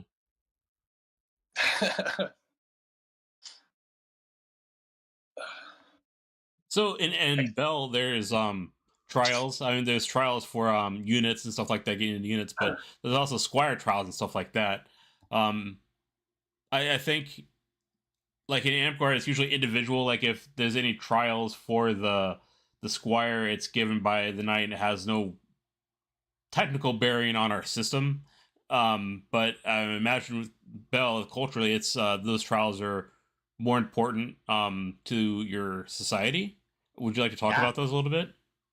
Sure. The pass-fail trial the day of, or weekend of, whether it's the day of or the day before, those have fallen out of fashion. But when I got knighted, I was given a failable trial the day I was supposed to get knighted, and there was a chance if I didn't pass it that I would have gotten knighted at the event I was supposed to. And so those again have gone out of fashion for a number of reasons. They used to consist of like really gnarly endurance trials. So the squire would go out in the tournament field and would take all comers or all comers of a certain status, and they would fight them to victory. So if you had a squire who was good but not great, and you had a knight who knew all their tricks, that person could sit there and fight for 20-30 minutes with one speed bump. I got sped bumped in mine not that long, but by Elrath, who's from Utah, who is a phenomenal left-handed fighter and just had my number, and so it took me a while to get a good clean kill on him. I've seen I've seen people get stuck on like same person for a while. They also lead to injuries. Sir Luthien, who is a knight in Illinois, in her trial, I accidentally broke her nose with a shield bash. And so they lead to injury, and then of course as people get tired, they get sloppy and they stop taking hits and those kind of things. So those things have fallen out of fashion, although they do still happen in kind of lesser ways. So at events where you're not ready to get knighted, a knight might put you through a combat trial. One of my favorite ones is a crowd control trial. I normally have the squire square off 20-on-1, and the squire has a minute per fighter to kill them all, where the squire gets to respawn and the mob keeps its wounds. And so it's about manipulating the field and trying to look for openings, and if they fail it, they fail it, but it's all about what they learn. More now, squires and apprentices are like expected to compete whether they win or not. So my list, my squire's task list that I give to my kids, all say you'll compete in field tournaments, individual tournaments, team tournaments, arts and sciences tournaments, and at least one, even if you do shitty bardic tournament, like you'll compete in all those things so that people will see you compete. Because sometimes it's about that experience, whether they win or not. I also try to enter if there's a 2-man tournament and my main partner from my fighting company, my unit, Brotherhood of the Falcon, isn't present, I'll try to enter that tournament with one of my squires so that we get to do one together. Nice. Those are super fun. I love doing those with my mentees. So it sounds like a lot of the trials are combat focused. Are there any trials that are not combat focused? I mean, you mentioned entering Bardics, that's not combat focused, but well, same with ANS. My expectation is that you enter and try to compete in ANS, whether that's armor building or art making or accessory making. Dwarf, who's in the chat, has won a couple of ANS tournaments with a kind of a unique belt flag that he built. Wash is about to enter a reversible fancy cape in the Bifter ANS tournament. So my expectation is if there is a way to compete, that they're entering those competitions, regardless of how well they do. Especially for the way ANS is graded, they get feedback on their project. So that doesn't come from me. And so that getting that feedback is usually pretty invaluable. So yeah, they're just expected to compete, whether they win or lose. That's part of the trial. They're also expected to try to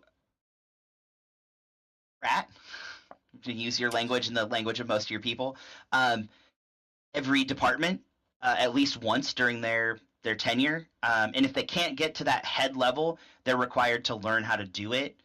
They need to learn how to run. What do you guys call your registration desk? Oh, gate. 8? Okay. We call it troll because it's a troll booth. Get it? Yeah. So they're required to learn troll. They're required to learn for us marshal, for you so they're required to become a certified marshal or reeve for you guys. They're required to try to serve as head marshal at an event or for their park. They're required to try to serve as head weapons checker at their park or at an event. So they're required to learn all of those things, and that's a trial in and of itself because you're put in a bid for those positions sometimes and get passed over because you don't either have the expertise or the weight behind your name. And yeah, so Yeah. Oromis, do you have any traditions that are trial like for your squires that you want them to go through?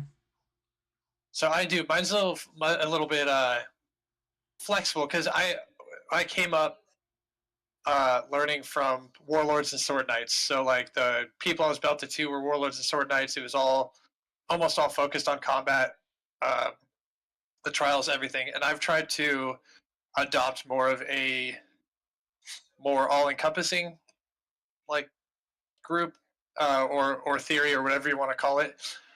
So I've been trying to adapt the things that I went through when I was a squire into so it covers more areas than just combat. But currently, it has nothing to do with knighthood. But I put my squires through a squire's trial before they can become a squire. It's not really pass fail, but it's essentially like you described the endurance trial in fighting. It varies from person to person. There's a handful of knights this time that do it. When I did it, my task was I was to take on all comers, and I had to fight them until they didn't want to fight anymore. So even if I beat them, they didn't leave. Like the combat just continued. Woof. Yeah, it was hours. It took hours. I ended up not tearing, but just getting a cramp in my calf so bad that I had to stop. And they continued the trial the next day because because the person I was fighting wasn't quitting. I just had to stop fighting for a little bit. So I had to get like my calf massaged and worked on, and then drink a bunch of water and sleep it off. And the next morning we had to start again. But with mine, I do it a little bit different, where it's until victory, but that person that you beat, if they want to, can go to the back of the line and still come back in for more fights if they want to. And for those ones, I'm there the whole time. I supervise, I give breaks and give water, and I kind of decide when it's over. Because some of them have been big, long lines with lots of people participating. Some of them have been the same 5 people in this small rotation going through and fighting. A lot of times I'll stop and give, like, if they're struggling with one person in particular, I'll try to step in, give them some water, be like, hey, try this, try that. Like, this is what you're doing. Maybe try something different. Like kind of give them some pointers, get them through that engagement onto the next person. And then I'll jump into it. I'll fight. Because I mean, it's your squire. You want to fight him. You want to beat him up a little bit. I send the screenshot from Game of Thrones that's Bronn talking to Podrick, like everyone wants to hit a squire. Yeah. I send that to squires a lot. Nice. But then I've been trying to sort of develop a new idea, because I have someone in my family, and this is newer to me, where she fights, but she does almost exclusively arts and sciences. So it feels weird to be a squire, you have to do this big fighting endurance trial, because that's just not where her focus is. I think she still wants to do it, like we've had these conversations, but I want to find something that's specific to her as well. So I'm trying to figure out, I might just rip off your idea of like requiring like certain amount of entries into to arts and sciences tournaments and stuff like that. And maybe is she a fiber artist? Is she a garber? She does some garb. Most of what she does is like crocheting and knitting. Okay. She does a lot of, and also cooking. Like she does a lot of baking and cooking. Yeah. It would be funny to do an endurance, like set her up with a sewing machine if she were a garber, right? So this is obviously going to work, and be like, everybody's going to bring you a piece of fabric, and you've got to sew it into a garment while they're there. Yeah. Yeah. Yeah. And you could make rules for like the fabric. You don't have to use the whole piece. You just have to incorporate a piece of it into something, and you could get a garber to crank out 10, 12 hoods like this. They're just squares and rectangles, or Right. basic T tunics, and then you've got loner garb for your park. That'd Yeah, that would be funny. be rad, yeah. My list requires you to learn all the basics of those things. So like my squires are required to build armor, even if it sucks. Right. Armor and bell. This is a big difference from just the rules. Armor and bell only gives you 1 point, regardless of what it's made out of. Right. And it doesn't have. There's no room in our rule set to downgrade your armor for looks or like, well, it's chain, but it's janky chain. So instead of giving you the 3, I'm going to give you the 2. It either passes or it doesn't. And there's no aesthetic rules. And so I tell them, like, if you're terrible at this, you just have to make it, and then you can give it to a new person, or you can learn how to make it pretty. Those are your choices, right? Like, Right. When my sister was coming up for her knighthood, she made chainmail. That was her requirement. Her knight required chainmail specifically. So she made herself a sleeveless chain shirt, got the weave sideways, so it didn't scrunch one way like it was supposed to. And she had to squeeze into it and fight her night trial in it anyway. And it didn't have like any movement in it. Nice. That's horrible. Yeah. My favorite chainmail story. I should grab it, but when I got my so I got my crown knight first, and then after that was awarded my sword and flame belt at the same time in a separate ceremony. And as a gift, because we'll do like a lot of times you'll see like gifts from like the knights, but then they'll allow the populace to kind of come up and some of them have gifts or just like give handshakes and hugs, stuff like that. My one at arms made a little crochet gorilla, just like this little, because she makes like little animals. That's funny. It's so rad. That's wonderful. Yeah. It's really adorable. Yeah. She makes like little animals is like something she does all the time, and she had like messaged me like a month ahead of time, like, "What's your favorite animal?" I was like, "I don't know. I love gorillas." And so she had this little. It's literally about this big gorilla. It's so funny. Is this a new square? I don't know yet. So she's not a squire yet. She's done everything she needs to, but I haven't made the belt yet, and I got set up. Everything got thrown into chaos a little bit when I had a baby, so everything got kind of pushed back. So, how long until your baby gets the belt? Couple of years. Yeah, she's on track. You know, she's real tall, so I think she's gonna be a warlord. Yeah. Have good reach. Yeah. Fingers crossed she's born lefty. It makes it a shorter path. Yeah. Yeah. I mentioned my normal 2-man partner. That's Sir Dicky, who's in my downline. I knighted him in 2015-ish, 16-ish. He's left-handed, and so there's no distinction in Bell between like class. We have classes of weapons the same as Amtgard does, but your version of short swords go all the way to 47 inches for us. And so it either is a 2-handed weapon that can destroy shields, or it's a 1-handed weapon, and that's the only distinction. And we use red and blue, right? Red and blue, yeah. When we go into tournament mode, we're both in like big shields with because we don't allow Madus either, but like with a stabbing weapon held down, and then each of us is using a Belegarth flail, and we are just the dumbest pair of people to try to fight straight up. We've won a couple of what would be national. Well, Chaos Wars is considered a national level event. We've won that 2-man twice against really, really tough teams both years. We act like the New Day when we show up, and we blare an entry song, and yeah, that's rad. Yeah, we are always like, "Give it up for your 2-time Chaos Wars 2-man champion." Let's get a herald and get a hype man for your team. Be a wrestling tag team announcement. I have to do it myself. Whenever I get a herald, they mispronounce something. Just train them really well. So those good heralds are hard to find. That is true. It takes a lot of social courage to get up there and speak bravadly. And practice, right? Like that's a skill. I have a degree in public speaking, which is why my knighting ceremonies are so like big, right? And it takes. I teach that at the university level, public speaking, and trying to get people to realize like they can do it, let alone that they want to do it, is so hard. Yeah. It is. I've always had problems with it. It's surprising that I'm on stream, honestly. Um,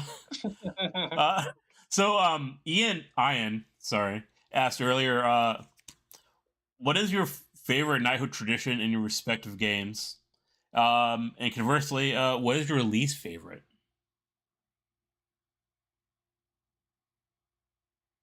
Okay, I want to talk about least favorite for me first. I'll do one, Alright. and then Oromis can do one, and then I'll do one, and then Oromis can do one. So my least favorite tradition, and I knew this was going to come up, and I had to find a way to bring it up, is that the only way you can have your chain removed is by the person who gave it to you in Belegarth. And so that is also just vibes. And so it has become the tradition that the only way you can have your knighthood taken away is if the person who gave it to you does it. And that's led to some problems because people retire and disappear. And what if you're knighted by more than one person? And one person thinks you should have it taken away for a pretty grievous offense, and the other person doesn't. And so the guilds don't do that. They were all smart enough to say the council can take your title at any time if you violate the bylaws or code of conduct.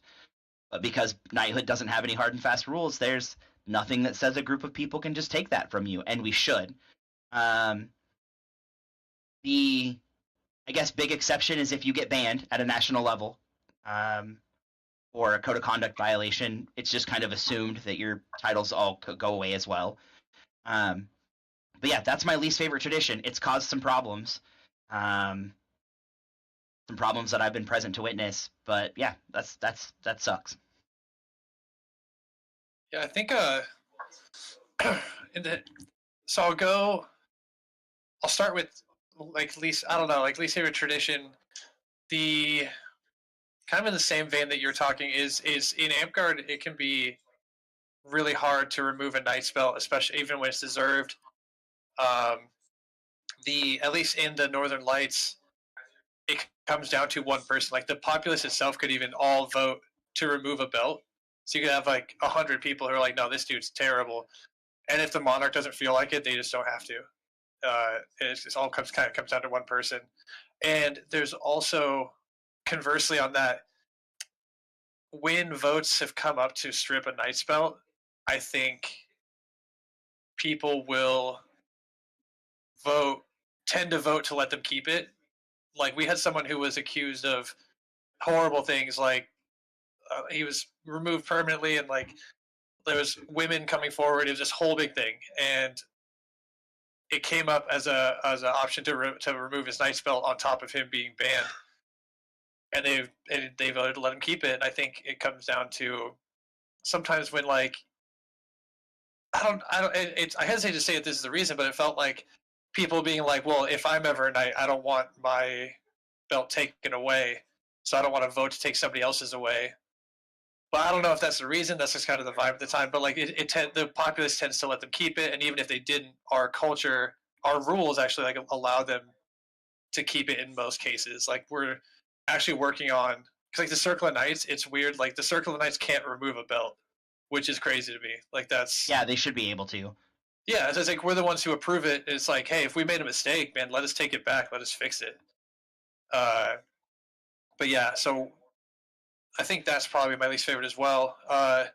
As far as tradition, like with the ceremonies and stuff, like my least favorite, I don't know. Like it's we've gotten away from it. It used to be this. So there used to be like knighting ceremonies in parking lots and stuff like that. Like there was some pretty horrible and like it was really bad in the Northwest for a while. Like I saw a masterhood go out on a napkin and like stuff like that. It's like I'm happy because that's not a thing anymore. Like that's definitely like that's not acceptable.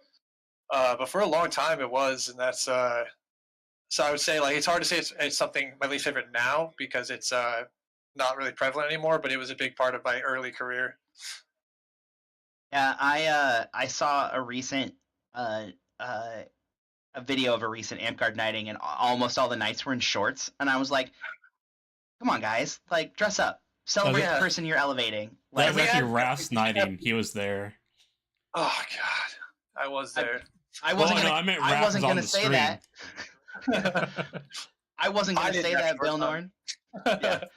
Um, I commented on the YouTube video. I was like, "Oh, that's a bummer to see all those peers not in garb." But you know, I know it's a cultural difference.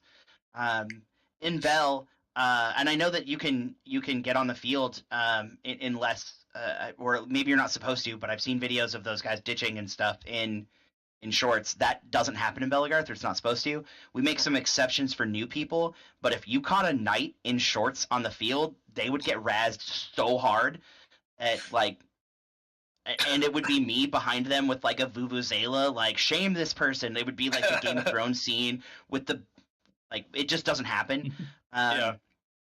Yeah, if it's wet and you know the garb standard kind of goes down a little bit to give people, you know, we don't want anyone getting pneumonia, but sure. that minimum garb standard is enforced for everyone all the time. So They made those, in my opinion, a mistake of in the Amtgard rules to have like a 50% garb requirement. And it's really easy to still look like shit in 50% garb. So Did they make that Like, official?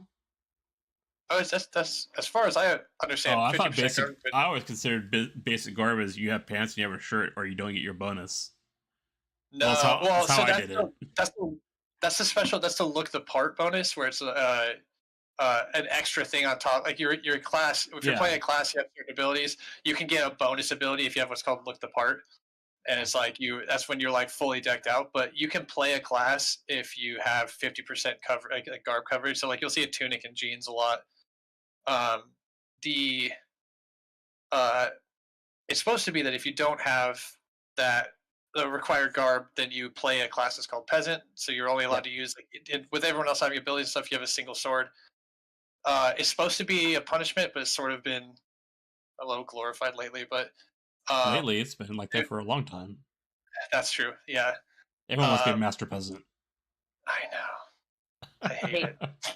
So I'm fine with people trying to get master peasant as long as they're like, they look like one, right? Like, Yeah, I wish more of yeah. them did that, but they don't. Or if you're gonna be a master peasant, great. But like when it comes time for the knighting ceremony, put some fucking pants on, dude. Like it's Yeah. yeah.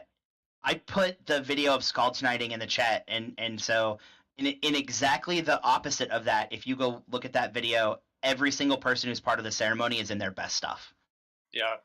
And I have a surcoat, a medieval 1350s era surcoat that I had specifically made for ceremonies, and it's the linen garment that I wear when I elevate people, and I don't wear it other times. Like, yeah, just put some pants on, dude. Like, or a kilt, even. Like, it just put a kilt on over your basketball shorts. It's not hard. Yeah. In our rule set, you're not, minimum garb is outlined, right? It's period pants or trousers or a kilt or skirt. It's a tunic or an equivalent. You can go bare chested if your local laws allow. A sports bra with no logos or anything on it is in states and regions that don't allow femme presenting people to be shirtless. That's your option to like fill that.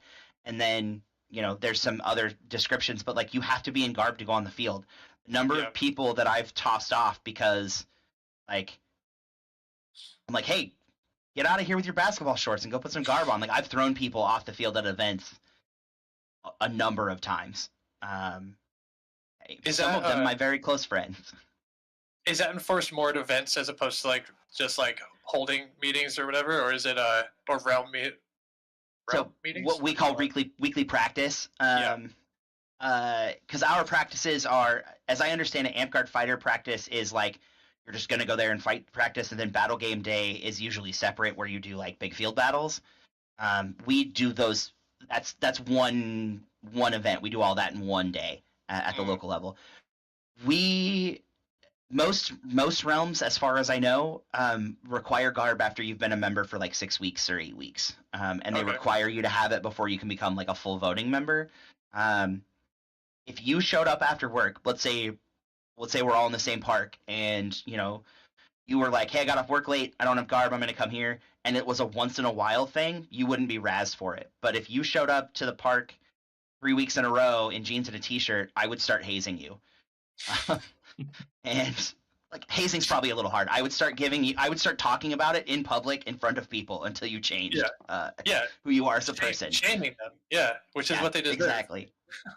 We, for a while at my previous realm, back when I lived in Boise, Idaho, for a while had the same kind of peasant rule. If you were a member who'd been in long enough to have garb and you showed up without it, you were single sword the whole time. It had varying degrees of success. Because there's no class abilities tied to Belegarth, it's a lot harder to magic or whatever your way out of getting stabbed by an 8-foot spear repeatedly with a single sword. So you kind of adjust your own behavior pretty quick. But no, it's really encouraged. And some realms in some areas, right, find actually it's easier to recruit if they're not in garb. They're less intimidating. People are less weirded out by it. I've never had that experience. In the places that I've been, I've always found it was way easier to recruit if we all looked the part. But there are parts of the country, I think Southern California, there are realms who said their experience is if half-ish of their park is in garb and half of them are in jeans and a t-shirt or basketball shorts, people are feel more comfortable coming up and saying, can I play? Because they don't have costumes. So it's kind of flavored to their own, but it is a requirement at an event to be in garb on the field. Gotcha. So how about some positive traditions that you like? Oh yeah, I forgot about that part. I mean, we were going to go back and forth, right? We're going to go back and forth. Yeah. My favorite, I think my favorite knighthood tradition is would either be kind of the pomp that goes into when Bell realms do hold court. Because there's certain realms that make that a part of their annual event, having a formal court. I love being kind of recognized as an elite member of the court. But I think my favorite knighthood tradition is the buffet. There's just something really special about it. Kind of final. All of the buffets I've delivered have been really emotional moments. It kind of feels like the last kind of parting event that's unique. I mean, how many people do you ever really get to experience that with? And I remember my buffet was kind of different. I got kind of shoved, which doesn't give me the same kind of feeling that I think the slap would have. But I watched when I see other squires that aren't mine get buffeted and kind of go through that moment of shock and then come back and realize that it's done, that like they've done it, it's here, this is it, this is the last thing they have to do. It's kind of a magical, thing that passes over their understanding. So as much as I like slapping people in the face, it's what it signifies that means so much to me, and I look forward to that in the ceremony kind of more than anything else, when people get close. Yeah. I think with the buffeting you describe, I think it's more like emotional and personal, having the single blow, especially the style of blow it is.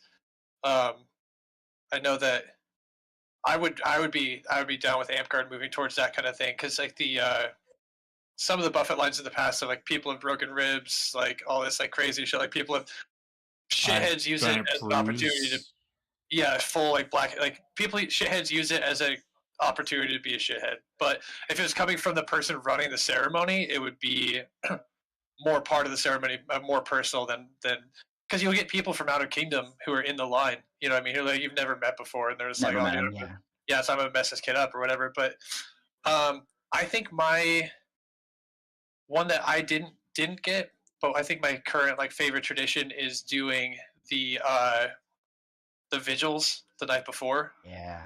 I don't necessarily support how they tend to turn into like, let's get the new candidate as drunk as hell, or as drunk as possible, because that definitely happens, and that's fine, whatever. But like, I think I've gone to a couple vigils, and ones that are really well ran are really cool, and like sitting down and giving advice and talking to a candidate, especially one that I haven't met before, like if I'm visiting another kingdom and they're doing a vigil for a new knight, like it's cool to kind of be able to give perspective from a different area, and also just have a conversation, get to know them before the ceremony actually happens.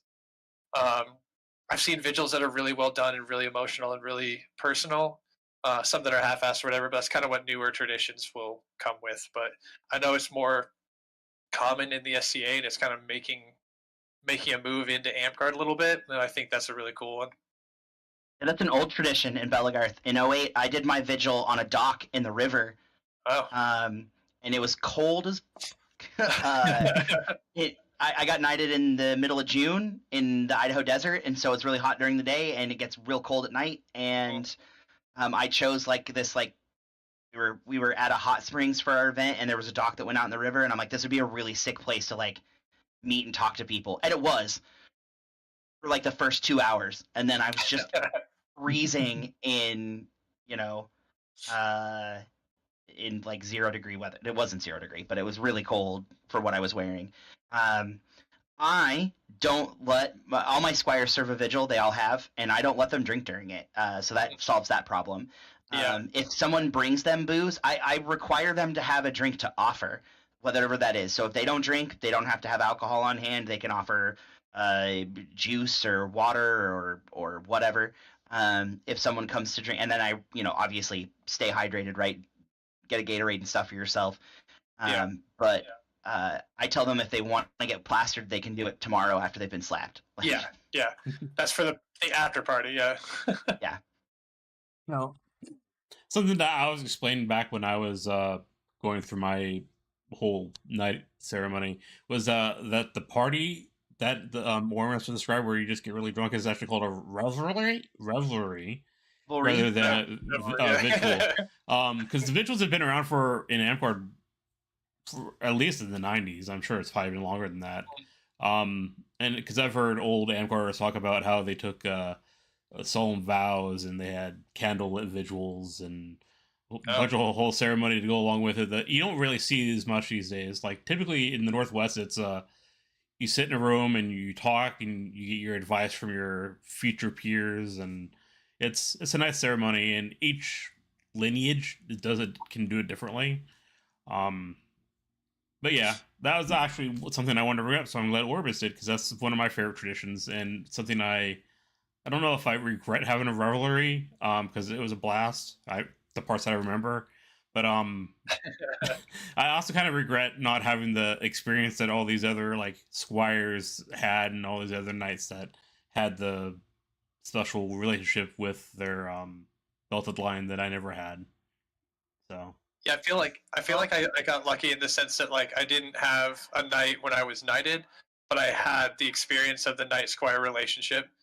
And I know that when I first came into the game, I don't know if it was just like a regional thing, but all the knightings were surprise knightings. Like it was like they were going to the person getting knighted, they were trying to keep it from them, and they were gonna like it's like a big award or whatever. It's gonna surprise them with it.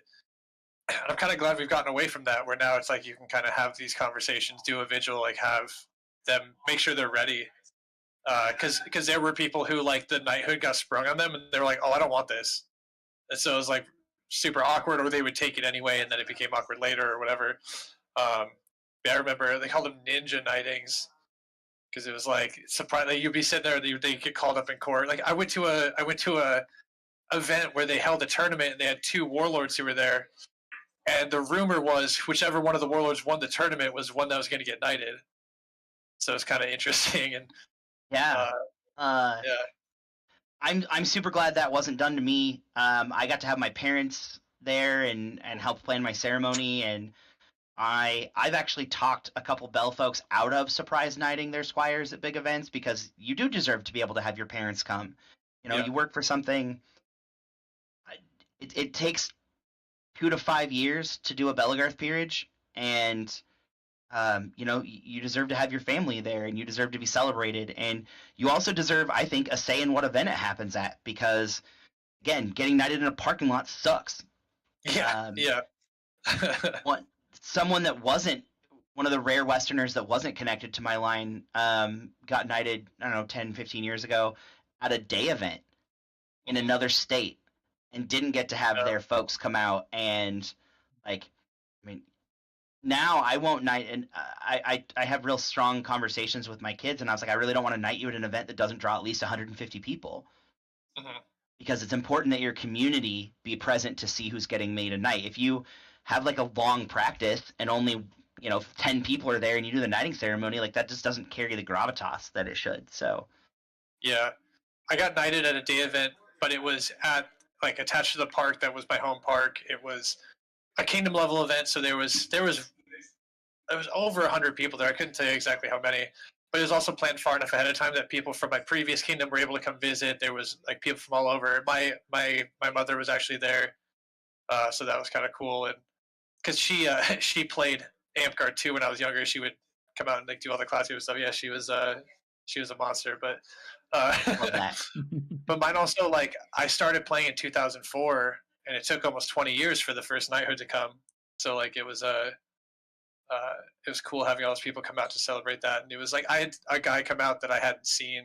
He was like the head of my first like really important, like really a great fighting company I was in, and I hadn't heard from him for close to a decade. And he just like shows up at my night. He doesn't even play Amtgard anymore, and he was just there. I was like, holy shit, Maurice is here! Like this is crazy. And it was yeah, so it was really cool. Yeah, my two elevations were like 15 years apart. So my knighting was in 08, and then we built the guilds for a reason, and I was on the advisory committee for a long time, and they existed for the ability to get a second belt, and then I kind of did a self-guided path to do all the work to get that second belt. So my guild elevation was like barely over a year ago for my guild mastership. Yeah. So yeah, with the way our award system works is like, for me it ended up like I got my master crown for serving it, for my time spent serving as king, and then but I had your other paths are like advancing as well. So when you take that long, I had two of the masterhoods before the first knighthood came, so I got my warlord before my crown knight was awarded. So I already had another masterhood kind of waiting there, ready to. So I was qualified for another belt, and then a master rose came, and they kind of just did them at the same time. But yeah, so I was already kind of close in 3 different paths when I got the first one. So and I did first in 2022, and then got the other 2 in 2024. Since the belt is kind of the one thing that and it's the same for all of them, do you have a belt with all 3 of your colors on it then? I do. So I have like my fancy, because the color for Crown Knight, which was my first belt, the color is gold. So I have a white and gold belt that a friend made me. It's like a really nice leather belt. And then when I got the other 2, I had a friend who made me like a woven belt with it was like white with the other 3 colors woven into it. So it's like they were all incorporated. It's a little more like field garb and like not quite as fancy, but still real cool. Yeah. Yeah, the white belt that I actually have was made for me by a Desert Winds person who I commissioned for it, and it's white, but it's got my 2 heraldic colors woven through it, and it's one of the paracord belts. But you can't see me, YouTube land, but I don't have a butt, and so all of the ring belts never stayed up. And so for a long time, even though I had them, I couldn't wear them for anything other than ceremonies. So I was fighting in like a karate belt that I just tied differently. So it would tied it in the middle and let the long strands hang down, until I realized that like if you commission a belt, you can have someone put like a normal belt buckle in it with a tongue. And so Cassius or Breeder, I don't know who you guys might know him, who runs Cassius Apparel out of the Utah area. Cassius, yeah, I've known him a long time. He's like my primary Amtgard homie. He vends at all the Belegarth stuff, and Cassius Apparel is out at a lot of events. He actually put me in contact with someone that he goes through to make my paracord belt, and so that's what I wear now. Is like it's more of like an Amtgard woven style paracord belt, and that's who I will go through to buy the belts for the people that I elevate going forward, unless they have someone they want to make them one. But I love this paracord belt. It's the best thing I've ever worn in fighting. Yeah, the one I'm not a big crafter. I always used to say, because there used to be the four belts before Night of Battle came around. And I always used to say I wanted to be a 3-belted knight because there's no fucking way I'd ever be a serpent belt. The one area of crafting I've really gotten into though is the woven belts, and I was able to make our guy in our kingdom, Gar, got knighted, so I was able to make his belt, which was cool. That's cool. And then like I do for my squires, I do a half leather belt and then half woven, so it's leather and 2 rings, and the rest of it's woven for the front. So kind of incorporate like I prefer leather belts, but I can't make them. So or at least not fancy ones. I can make basic ones, but yeah. If they get the woven part too, if they get a second belt, they can take it to someone, have it unwoven, and weave a new color into it, as opposed to having to get a whole new belt. So true, yeah. Yeah. You're thinking like in 2030 brain, like you're ahead of the curve there. Yeah. Well, with the guards too, he didn't. There's a lot of people who, not a lot, some people who don't necessarily support having knighthood segregated into different paths. And he was of the belief that, like, while he was being knighted in Knight of Battle, he wasn't a big supporter of that. So his is just plain white, because he didn't necessarily want to represent that. What's the color? So it's what, green, red, gold. Yeah. So flame is red, battle is blue, Okay. crown is gold, sword is silver, and serpent is green. Okay. Yeah. What I was getting at is, what color did they pick for battle? But yeah, you answered. Oh, blue. Yeah. And honestly, my personal heraldry is white and blue. So like, man, I was like, man, I really want to get Knight of Battle one day because it's sick as hell. There you go. Yeah.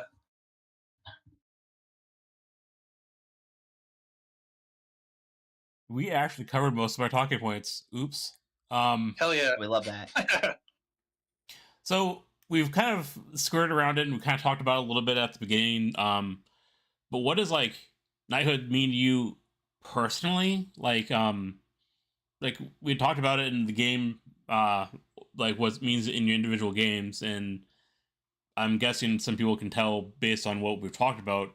But can you more codify what your belief is personally for knighthood in your community, for yourself? Does that make sense? Yeah. Okay. Knighthood. So like, this is the question this is your classic Vigil question. So since you didn't get one, Baelnorn, what does knighthood mean to you? Is what like everyone asks you, and I would assume that especially for people who are like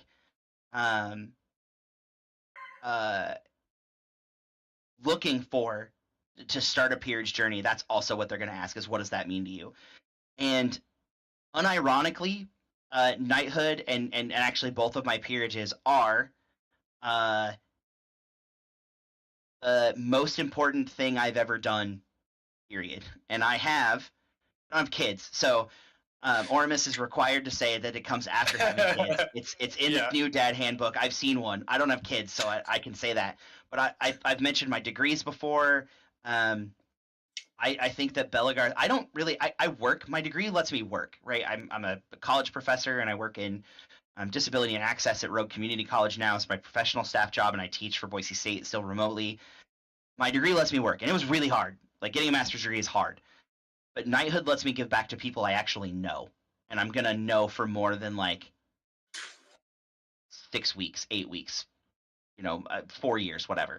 And so my chain is like, if my house were on fire, I would run back in and get my chain and the sword I was knighted with. Like, that's what I would take out of there. And so it means everything to me. And Dwarf actually sent me a random text last night, and he said, "Hey, can I ask you a question?" And I was like, "Yeah, sure." And he said, "Have you ever regretted knighting anyone?" And I said, "No, because if I had, I'd just take it away from them, because it means so much to me that if I regret that decision, you have failed me in a way that, like, you don't deserve it anymore." And I really wish that other peers in Belegarth cared about it the way I do. I really wish that they took it as seriously as I do, because people are like, haha, it's just a game. And I was like, to you, but to me, it's where my friends and family live. It's how I connected to my parents. It's how I spoke to my sister for a number of years. It's how I met my partner. It's everything to me. And for people to mistreat that or think that it's not important the way I do really rubs me the wrong way. And so knighthood means everything to me, in a way that like it's hard for me to describe to somebody who hasn't gone through the process or who isn't living that, right? Like Baelnorn, you didn't go through the process, but you're living that process with Dangus right now, right? You're trying to mentor Dangus and help him come along, and you do that enough times and you realize that it literally changes you. Both sides to that ball literally change who you are as a person. I grew up. I became a man, an adult, as a squire. I was a kid when I started, and the way my community reacted to me as a squire and treated me after I got knighted is what made me an adult. And so, yeah, people who are anyone in my service who's potentially in my service who's watching this better, yeah, that's what you're getting when you come over here. Yeah. Yeah, I mean, there's definitely like a stigma that you'll hear of it, like you mentioned, like where it's just a game, but if you really take a hard look at it, like knighthood is getting knighted was the achievement of the longest goal I'd ever had. 20 years for you. Yeah, because I was when I was I think I was 16 when I started playing, and I was in my 30s when I got knighted, and it was a goal the entire time. And so I mean, yes, it's just a game, but like you said, it's where I met my wife. It's where, if you go through my friends list on Facebook, there are no old high school friends. There's no random people. It's Amtgarders, and that's pretty much it. And like maybe 2 coworkers. And so yeah, so to be recognized like that in organization that you've given so much of yourself to, because like it's the work you put in. So much of it happens away from the field. Like it's not just swinging your sword. It's planning your classes, and that doesn't happen on the field. It's mentoring people, and that's done in messages or in meetings or in hangouts or whatever outside of the park. And so yeah, so I mean, like when you get especially your first one, I think in Amtgard with multiple, it's kind of weird. But when you get that first knighthood, it's like it's you're being elevated into a club you've wanted to be a part of for a long time sometimes. Yeah. Life, yeah. Yeah, for me it's helping my squire move out of a toxic situation when she was being abused. It was helping. It's late night phone calls. There was an incident for a squire of mine who lived several states away, and it happened in December, and it was warm where he lived, and it was very cold where I lived, and because it was a private issue, I was in my shorts on my front porch in December in Idaho on the phone, and it was, helping my squires realize that they are more than their imposter syndrome, and that the voices that tell them they're not good enough are lying, and it's helping them navigate how to deal with elevated status now that they didn't have before, and their friends are looking at them different, and it's teaching them to become leaders in their own right, and teaching them how to run events and deal with problems at the park, and learning that sick new slot shot or that 2-shot combo, how to write a history paper. Like it's the teacher. If you talk to teachers, like high school teachers who really are in it for the love of the game, and they have those relationships with their students, and they talk about how bittersweet it is at the end of it, it's that distilled down to like 3 or 4 people at a time. And so it's a high octane, long-term version of that relationship. And people who are on the outside of peers, they don't understand. They can't understand it till they go through it, or they're experiencing it in some way. How it changes you as a person.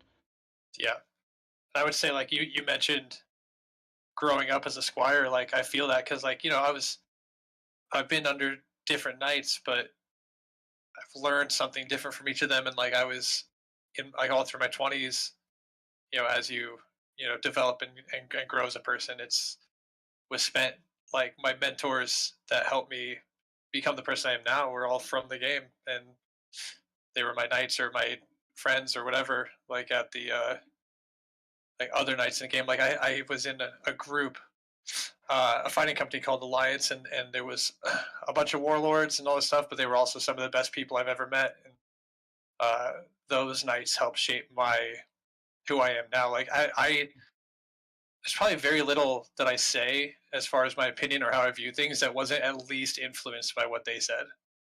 And I just got real lucky to have some good influences. Not everyone gets that. Like, I had some of the best in the game teaching me how to play or how to be a good person.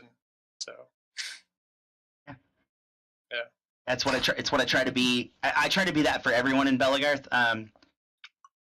There is a saying that gets dropped sometimes, like, let's fix this before Par has to, because I'm not always kind when I show up to those situations. And I've heard it's gotten back to me that people have said that about me when I've been at an event and something's gone wrong, and I'm fine with that because that's the reputation. But I try to be that.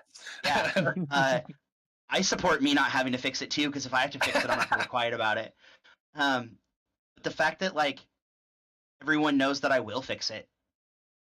And everyone knows that if they have a real problem, they can come to me, and that I will fix it. It may not be how they want it fixed, but it'll get fixed. It's a really, like, my chain is made out of aluminum, but that burden is really heavy, and I'm really honored that people believe that about me.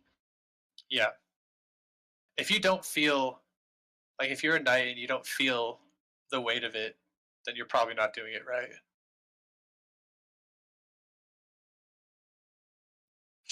So we're actually getting a bunch of questions. So I'm gonna go into dig into the next one here.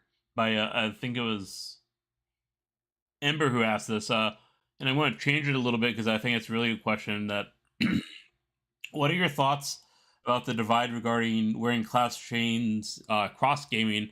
Also, want to add to that the white belt cross gaming, because we all come from the same core foam fighting like traditions, although they branched, changed, and been divided throughout the decades. But so what are your guys' thoughts on cross gaming and symbolisms? I want to ask a question. Are the field benefits removed? Like, it used to be that you couldn't play certain classes unless you were a knight. Is that been changed? I've heard that's been changed. Yes, they removed that. Yeah. Okay, and then I can say you should absolutely wear your regalia when you visit other games. Oromis said something about being a knight to the kingdom, not to the park. While your knighthood may be to your game, and your allegiance might be to where you came from and learned in your core organization, you're still, like Baelnorn, like you said, you're still serving foam fighting, and you're still serving medieval pursuits or fantasy pursuits or whatever, and I think you should be recognized for that work, because there's no field advantage in Belegarth, and now that there's not one in Amtgard, then you absolutely should be able to wear those chains and be recognized. I think each game, because Amtgard has a standard for which you have to meet inside of Amtgard to be recognized as a Knight of Amtgard, a lot harder for you to cross-recognize and say, like, this is I couldn't just show up to a Blackspire event and have someone, declare me, a Knight of the Flame or a Knight of the Sword, which would functionally be what my award ladders would be in, and have that count, because I haven't earned all the I think I've only got like 3 warriors for my time cross-gaming. On the other hand, it's much easier for us to take someone who's earned their Amtgard knighthood, who also serves Belegarth, and recognize their knighthood in a cross game. Cassius, Breeder, is a Knight of Belegarth as well. We did a ceremony for him where we recognized his knighthood because of his service to our game as well. And so I could see that happening for Baelnorn with as much effort as he's put into covering Belegarth. At some point having his knighthood recognized in our game as well for his service to that game. But in the meantime, you earned that title and you earned that regalia, and you should be wearing it. So I agree to an extent. So if a Belegarth knight were to come over to my local Amtgard park wearing all of his regalia as white belt, I have no issue. Like, I'm going to be, that's great. Like, it's totally fine. I don't have any problem with that. I think if I were to go to a Bell day, I probably wouldn't wear mine, because I don't know how other people feel. I personally don't mind. If I go to somebody else's house, I'm not going to put my feet up on the table until, until you kind of get the comfort level or whatever. If I were to go and they were to say, hey, no, it's cool, then I'd be like, okay, cool, I'd put it on. But no, I think to begin with, I think I would be a little more hesitant, but I would have no issue with someone coming to my game and be like, "Hey, I'm a knight in Belegarth. Can I wear my stuff?" If I do, fucking put it on. Let's go. Like, Because I only have the one belt, so yeah, I have one brown belt that I keep for because I was going to the SCA a little bit and stuff like that. So I just like, yeah, so I just have it. take that back. I do have the belt that I do have the black and silver belt I used to wear to the SCA. So I lied to you. I do have a belt I could put on. Oromis, when we're off here, I want you to give me your address. I'm gonna mail you a little card that says Parse so I can wear my belt, and I'm gonna sign it, and you can wear it at bell events. And if people give you stuff, you just pull it out.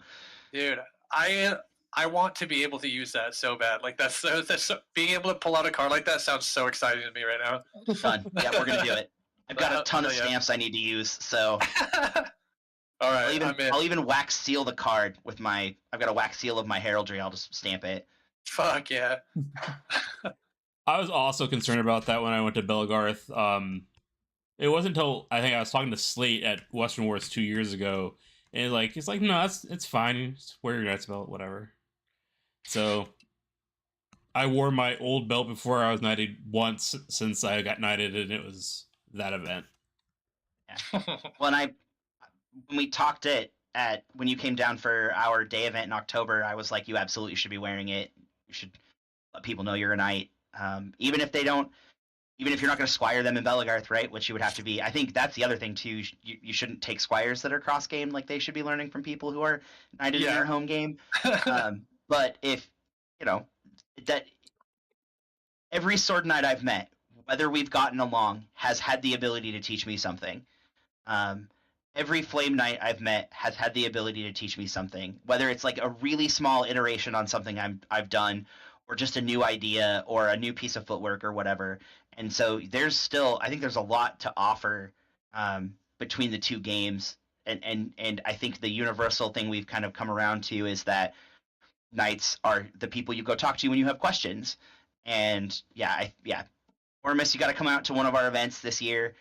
Either Trials of the Pacific Main, which is in Washington. It's in your it's at Middle Ground this year. Like you got to come to it, and I'll give you an opportunity. I'll make sure somebody asks you so you can pull the card out. Hell yeah, dude! All right, you should definitely go to Trials. It's only like an hour and a half from your house, maybe 2 hours. Yeah, I've heard it's good. I had a lot of friends at that one last year. Yeah. Dwarf, who is my squire, runs that event, and it'll be the third iteration. And this new site, we did a little mini weekend between Christmas and New Year's, and Baelnorn came up for it, and I went and checked the site out. It's going to be a really dope site for fighting. The people that run Middle Ground know what they're doing. So come up, get some wax in. Yeah, it should be good. I'm going to try and make it this year. I was unable to make it last year. I went to the first one and I had a great time. Even did a vlog. Yeah, nice. I watched that. Oh, thank you. Hell yeah. Engagement. I love it. I leave one comment on every one of his videos just to bump that algorithm up. Even if it's I'm disappointed in the sword knights for not wearing paint. Yeah. Should call Be them disappointed. That was bullshit. One thing I wanted to mention, sometimes knightings, the people that are getting knighted, I haven't had someone where they didn't take their knighting or knighthood seriously, but their ceremony, they want it to just be basic, no thrills, just get the recognition out there. I understand it's important to the community, but they are not about pomp and ceremony. So I've seen some ceremonies be a lot less, more casual, because the person being knighted wanted it to be casual. That is a thing. I would never allow that. I think it's easier to do in Amtgard because, again, there's a ladder and for the most part, objective. Hey, I got a masterhood in crafting. Like everyone knows I can make sick leather armor. My belt's just a vibe check. Where a belt, you have to do that big celebration so the whole community sees and participates in, and does approve of the knighting. And the community will also demonstrate that they're not into it by not showing up to somebody's ceremony. There's been ceremonies the last couple of years that, while the person did all the work and probably could have used a little extra time in the oven, their ceremonies just aren't as well attended. And so that's why I like doing them at bigger events, to give an opportunity for the whole community to come out. Yeah, I definitely I understand when people aren't necessarily about a lot of pomp and circumstance, but I think you can have a classy, well done ceremony without it being stuffy. And because it also, like, I do feel like the ceremony is for the person being elevated, but it's also for the kingdom to celebrate that person. Yes, And 100%. like when I go to a ceremony and it's just not well done and it's just like sloppy, it takes you out of it, because like we're all of a sudden now I'm not in this ceremony attending it for this person. I'm sitting in a chair waiting for it to be over. And it's like that's just a very different vibe for me. So it's like, even like if you're getting knighted and you're like, I want just absolutely nothing going on, I'm gonna talk to that person and be like, look, dude, like you're gonna have something, because it's not just about you.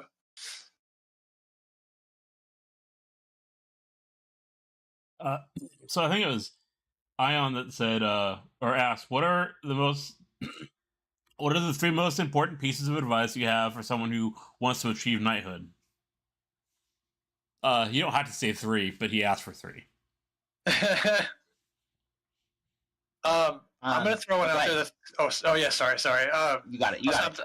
I'm gonna throw one out there that's a little bit different. It's almost a little bit specific to fighting, not necessarily, but kind of.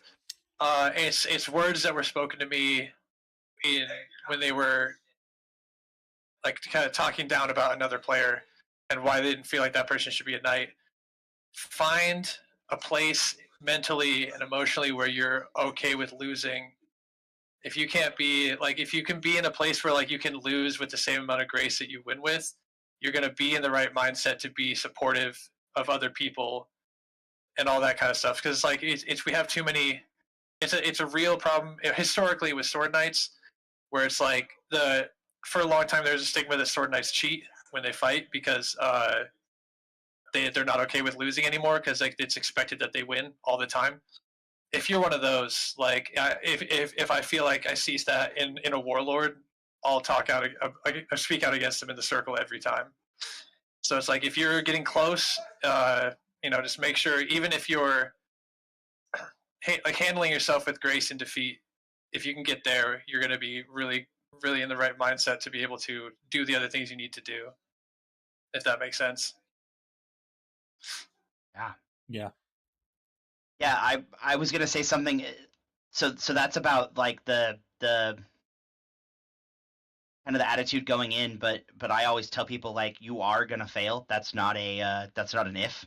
Yeah. And you need to get to the place where you can embrace that failure as a lesson and not as a sign. I think the biggest piece of advice I can give anyone was the question specifically someone who's looking to start a journey? Was that how it was written? That wants to achieve knighthood, yeah. Okay. Prior to becoming a squire, you need to talk to everyone that's possible, period. And we've spent a lot of time talking about the knight-squire relationship and how important that is. I have seen bad relationships, bad mentor-mentee relationships ruin potential in people. And it might be that you as a person deserve a shot. If you're listening to this and you're not already a knight, you probably deserve a shot.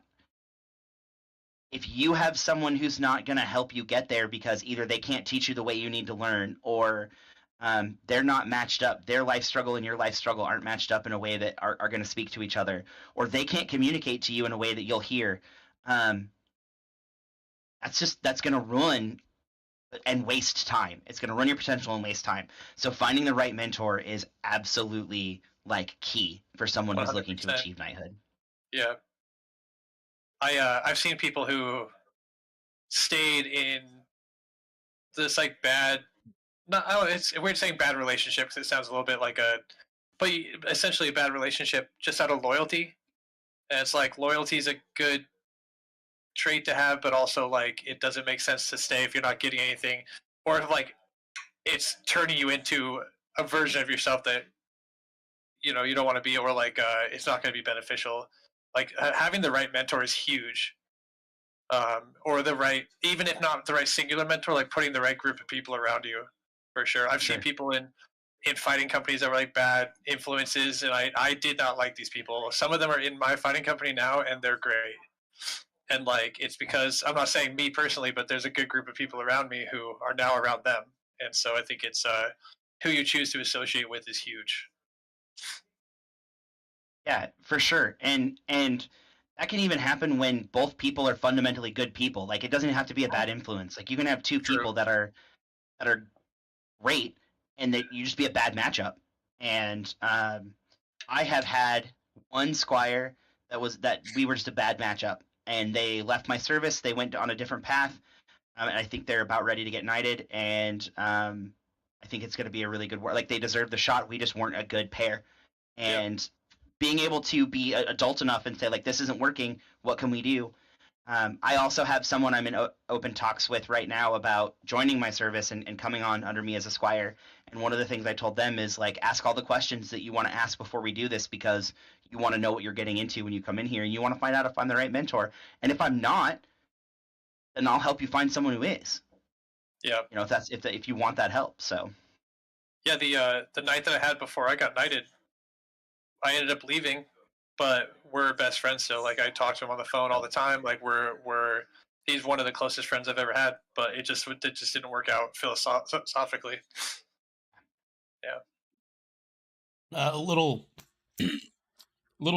bit of advice for people that are looking for becoming at least a squire. So on your way to knighthood is ask people that you respect or you think would be a good match, because there are definitely more people that are not squire or not knights than there are knights, and a knight can't see everyone. So while a lot of the knights are on the lookout and trying to help and foster people even outside their own beltline, you should be your own advocate, and it doesn't hurt to ask. And actually, a lot of the knights that I know kind of prefer if someone comes up and asks them, hey, can you be my knight, or something like that, to try or start the conversation and be proactive. I like when someone does that. I think that's a good thing. So something to think about if you're trying to be get into the knight lineage. Yeah, just as many people. Just as many people have been approached by me as have approached me to start journeys, and so do not hesitate to talk to the people. Yeah, I've heard knights have a hardline stance where it's like, no, they need to approach me. I don't see that. Like, I'm not trying to like be like, I'm not going to talk to you if you don't talk to me first. But I also I'm not just out there prowling for like new belted people. So it's like, if you have an interest in being in the family, like just go, just bring up the subject. My latest, I have a man at arms that just joined the family, and he came up. He's like, "Hey, can we talk about?" And it was like, yeah, I never really thought about it, but yeah, sure, like let's do it. So it's like, yeah, that's great advice. I apologize if I say this name wrong. Shiryu had a question. How does one go about getting knighted if they have disabilities like ADHD or autism, Down syndrome, etc., etc.? Because that can be a challenge. I have ADHD myself, and that was hard. That's just life. But it's like, well, for me, my journey of knighthood is very much self-taught. So like I had to learn my own way to like navigate my disability to shore up places where I knew I was weak. And it's hard, and you need support, and it's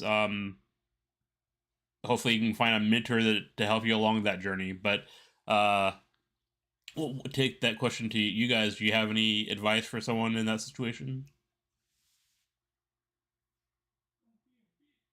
I'm waiting for Dwarf to jump in the comments and talk about how many times I've told him he needs to go to therapy and get his meds changed. If you have a mental health condition that can be medicated, get on medication. Go to therapy, please. Do yourself a huge favor. Do everyone around you a huge favor, and go to the doctor if you can. Obviously, like there's insurance and things, and sometimes you can't get in, but go to the doctor. it is important for everyone to go to the doctor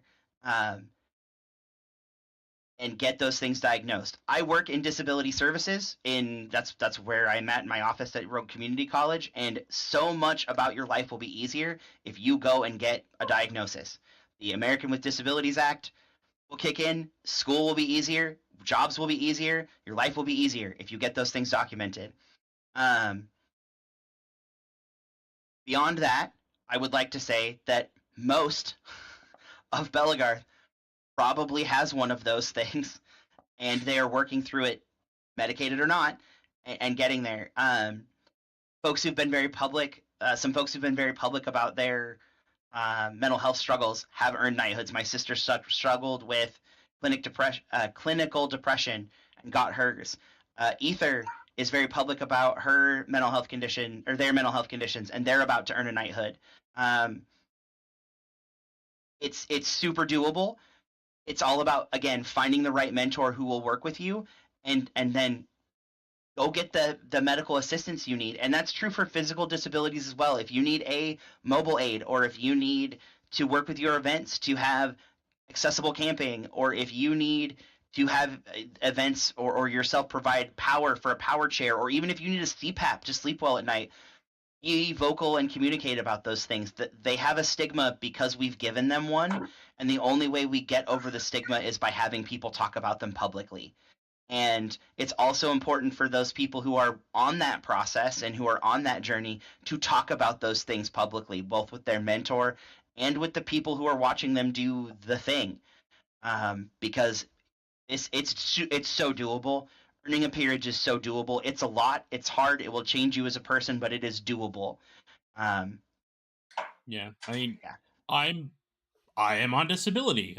For a mental disorder, for a depression, major depression. So I mean, it's a challenge to overcome, but it's not insurmountable. And I'm sure community members will be more than happy to help you, as Par is saying. Just you need to be vocal, where it feels appropriate. Yeah, I think that's where it's definitely beneficial that Amtgard has multiple paths to knighthood, and Belegarth has multiple paths to peerage, because you can kind of determine. I'm not saying that you shouldn't try for whatever it is you want, but like you can kind of determine where your strengths are, and there's probably a knighthood that fits that strength. Like, Totally. because you can be like our knights of the crown are for serving in office. You don't have to be like physically. Any physical disability is not going to get in the way of your ability to lead. It's only going to get in your ability with the way of your ability to fight, or I don't know, attend events if you know you know what I mean. But so really finding the path that fits you is not a bad idea. Like, I'm not saying that if you have a physical disability that it's going to be impossible for you to get your sword knight, but it might be. It's like, so if that's your only goal, that'd be a problem. But there's other paths that you could go down,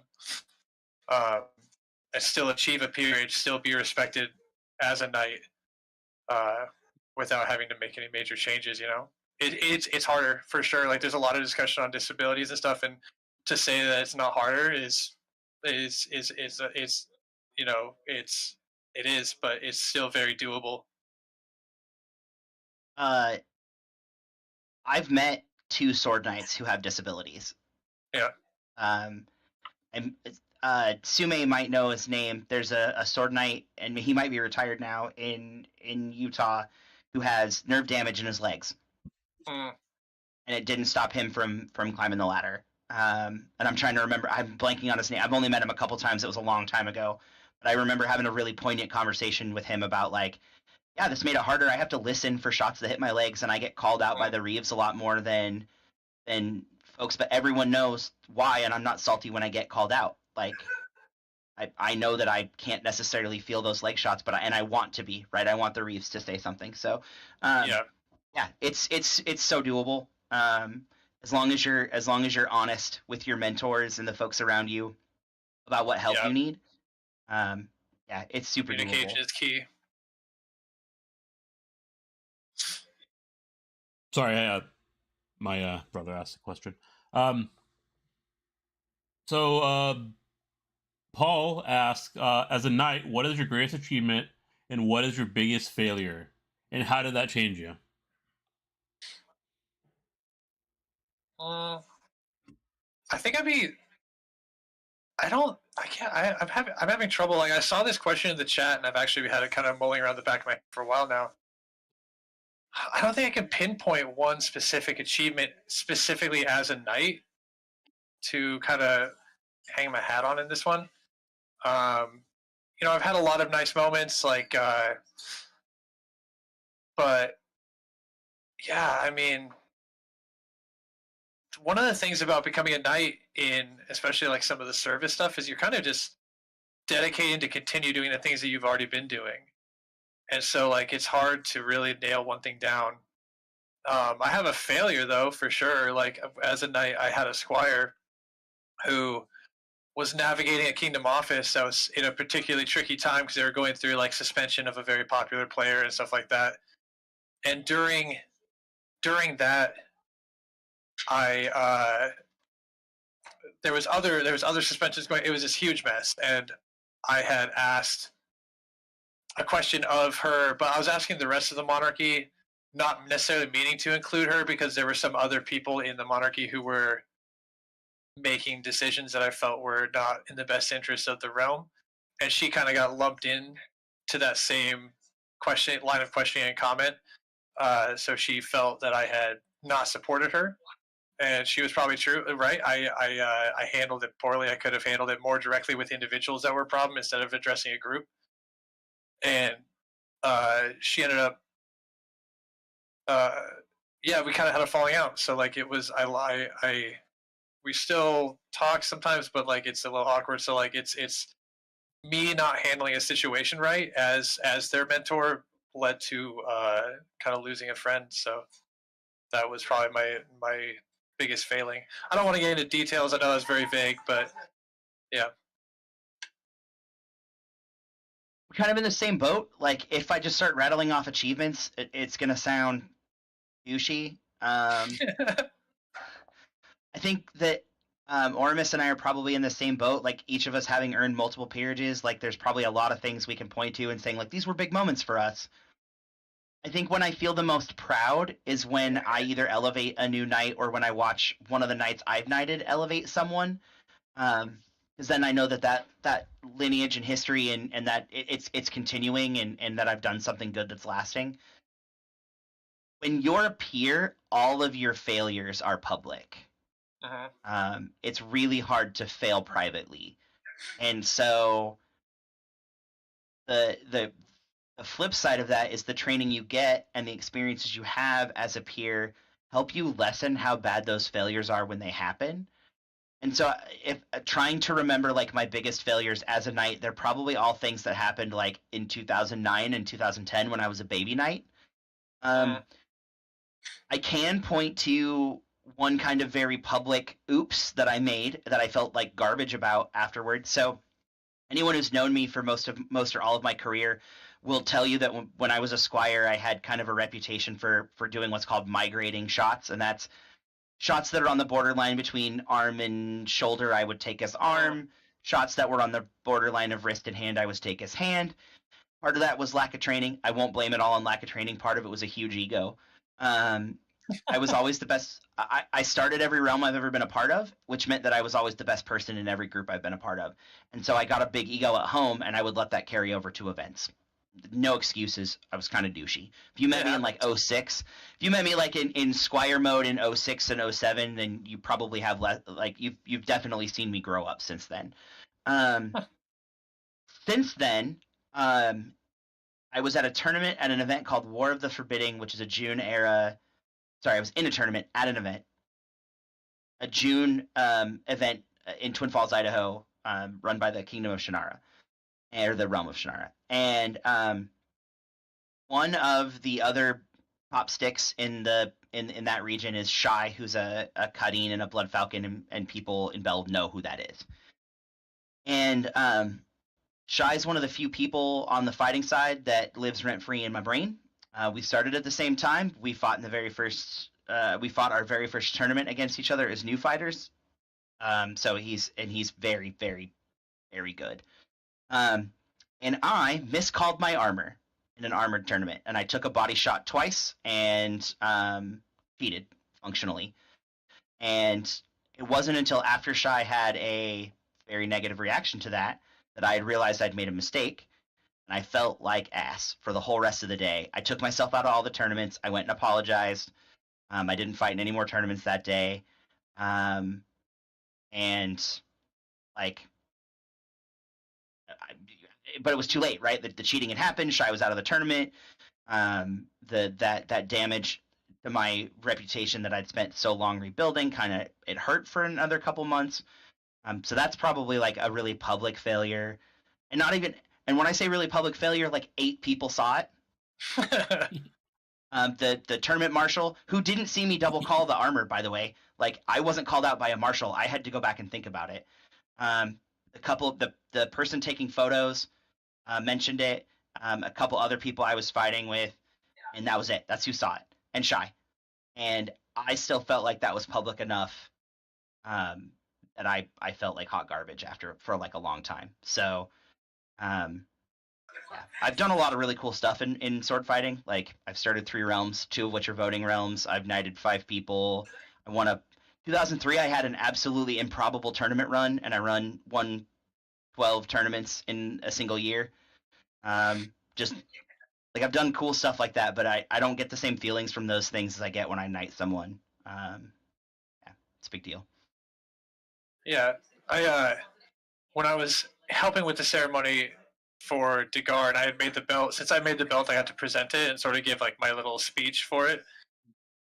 And essentially, like you always hear about like white representing purity or whatever, and I was like, hey, like this white isn't to represent purity. It's because we don't hide the stains. You know what I mean? Like we put our mistakes on display for everyone to see and own them. So that's kind of like something I try to tell new knights and stuff like that. That the biggest thing is not to try to pretend like you're perfect. It's to deal with it when you make those mistakes. So I'm going to answer this question too. My biggest achievement, and I like talking about this one, so I'm going to talk about it. Was right after I got knighted, like the next year, and at the time there was a problem with knights getting knighted, and they're just because of burnout or whatever reason, they just kind of disappeared for a while, and some of them came back, some of them didn't. But I wanted to make a point to like go around and show off why I got knighted. So I managed to position myself to do Feastocrat for the 2 biggest Amtgard events in the Northwest, Rosewood and Pack War. And then I also did another camp out, which I had started, and not one of the major ones, but I could for it anyways. So I basically did the circuit and did all the major feasts in the Northwest for 1 year. Since I got knighted based off mostly my feast cooking, it was like just a tour, I guess, and I felt really nice that I successfully did that, and I was able to like put that forward for everyone to share in and be part of the community. And yeah, so that was probably my biggest achievement as a knight. I haven't been able to knight anyone yet, so I don't have that personal connection and achievement with raising someone from a mentor's point of our perspective. And my biggest failure is probably very similar. Well, it's worse than Oromis's in some way. I managed to screw up my elevating my man-at-arms when I became a knight to a squire. I didn't communicate properly what my expectations were, and there was a falling out. It was they were very broken up and sad, and I made them cry. And I learned about what I should and shouldn't do, what my expectations should be, and how I should treat them. That my expectations and how I should present them to the people that I expect those expectations of. We still work together and we're still friends. And then later on, same person, I learned lessons about how to better teach and manage people, and to bring out their own skill and their own drive without being mean or doing the cold-hearted teacher approach. I don't know if that's being described very well, but yeah, I learned lessons from how to be a better teacher by horribly failing a relationship with one of my underbelts. And that's probably my biggest failure right there. Although it did turn around, and I was able to apologize to them and explain how I improved, and so we resolved that eventually. But yeah, that's probably my biggest failure. While you're queuing up the next question, Mowgli made a comment in the chat. Yeah, Mowgli, that's the origin of the Parmer meme. Now you know. If I'm going to at people in the stream, I've got to at myself as well. All right, so Kyle asked, and Bell, can you talk a little bit about squiring the realm? So do you want to talk about that concept? Yeah. I was afraid we were going to get this question. Squiring to the realm is something, again, since Belegarth's all about vibes, where a realm can choose to put someone through a squireship. I'm pretty against it, and it doesn't really happen much anymore. Not really. And when there's people are going to in the chat like, well, so and so was squired to the realm. No, they weren't. It hasn't happened in a really long time. And the last person that really went through that process that I know of was Sir Beauregard, who was knighted shortly after I was. So, I met him. Yeah, Beau's pretty cool. He was when I was national president, he was national treasurer. So we worked together on the board of directors, and I've known Beau for a while. Yeah, he ran me over in a ditch line once. Yeah. Did you remind him that he's not allowed to do that? No, they had it was at SKBC where they were doing special bell rules for a little bit. Yeah. I was not prepared. Love those. Offline, I don't want to at Beau here, because he'll have to answer that blow. But I've got a really great Beauregard story for you. If you're listening in the chat, you can catch me in person. I'll tell you. Squiring to the realm. So the realm then decides, and that happens when one of two things happens: either the realm has no peers in it, and there are no peers nearby to shepherd that journey. Or when a squire can't find someone and the realm is like, well, our friend here deserves this, and I don't like it when it happens, because realms are making that decision when no one in that process has gone through it and understands what the end result should be. And so you get realms making knights when they don't have the experience and really don't have the authority to do so. It's kind of socially acceptable, but it's kind of not anymore. Tempelhof, who is Sir Tempelhof, excuse me, I'm talking about peerage. Sir Tempelhof in Peoria, Illinois, was squired to the realm, but he had two really well-known and respected knights overseeing that process from outside the realm.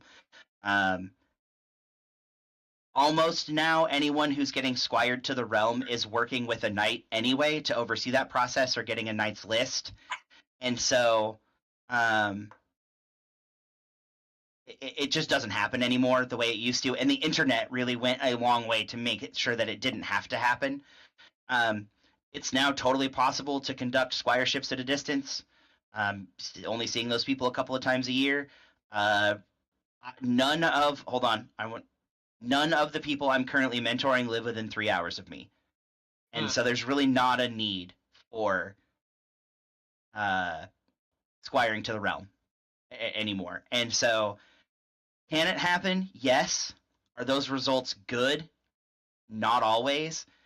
And oftentimes when they do turn out good, it's because there was a peer somewhere in the process kind of either shadow overseeing, or the realm would go to their elder peers in the next realm over and go like, oh, hey, like, what task should we give them? And at that point, you might as well just be in a one-on-one relationship with that person.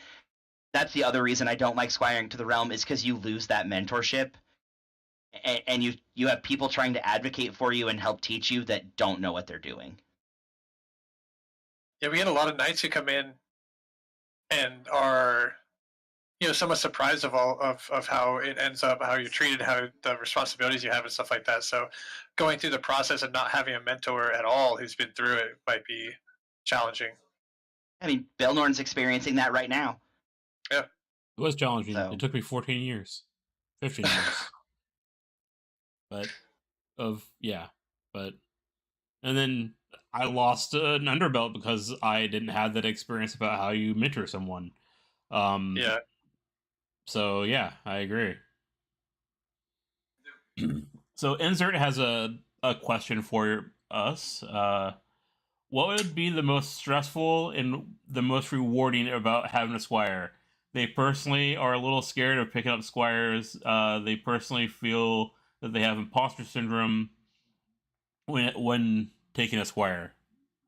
That's imposter syndrome is huge, but So I sort of to how you were talking about how you had to sort of learn how to communicate and how to teach in a way that catered to the person. Like one of the things is that everyone has their own sort of style, and you have to be able to have your style of teaching, but you also have to sort of cater that to the individual as well. You have to kind of meet a middle ground.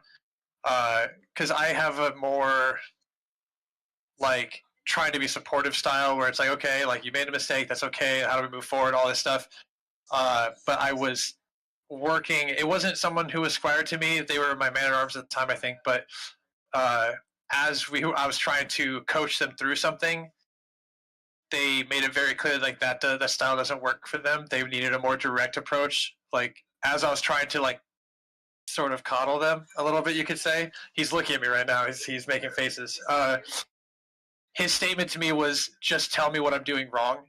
And so, like, while other people that I had been teaching had needed more a softer approach, he needed a much more direct approach. So, like, figuring out how to teach is probably the hardest part, I think. Um, and the most rewarding part is you hit a point where I don't know. It's hard to put a number on it, but like 90% of your joy comes from watching the people that you've sort of like mentored up succeed. Like I love getting awards, but like seeing it's nothing compared to the feeling of watching my squires get high level awards, get recognized for things that they're doing. So I mean, like just seeing them succeed is it becomes how you can continue to play a game that you've played for 20 years.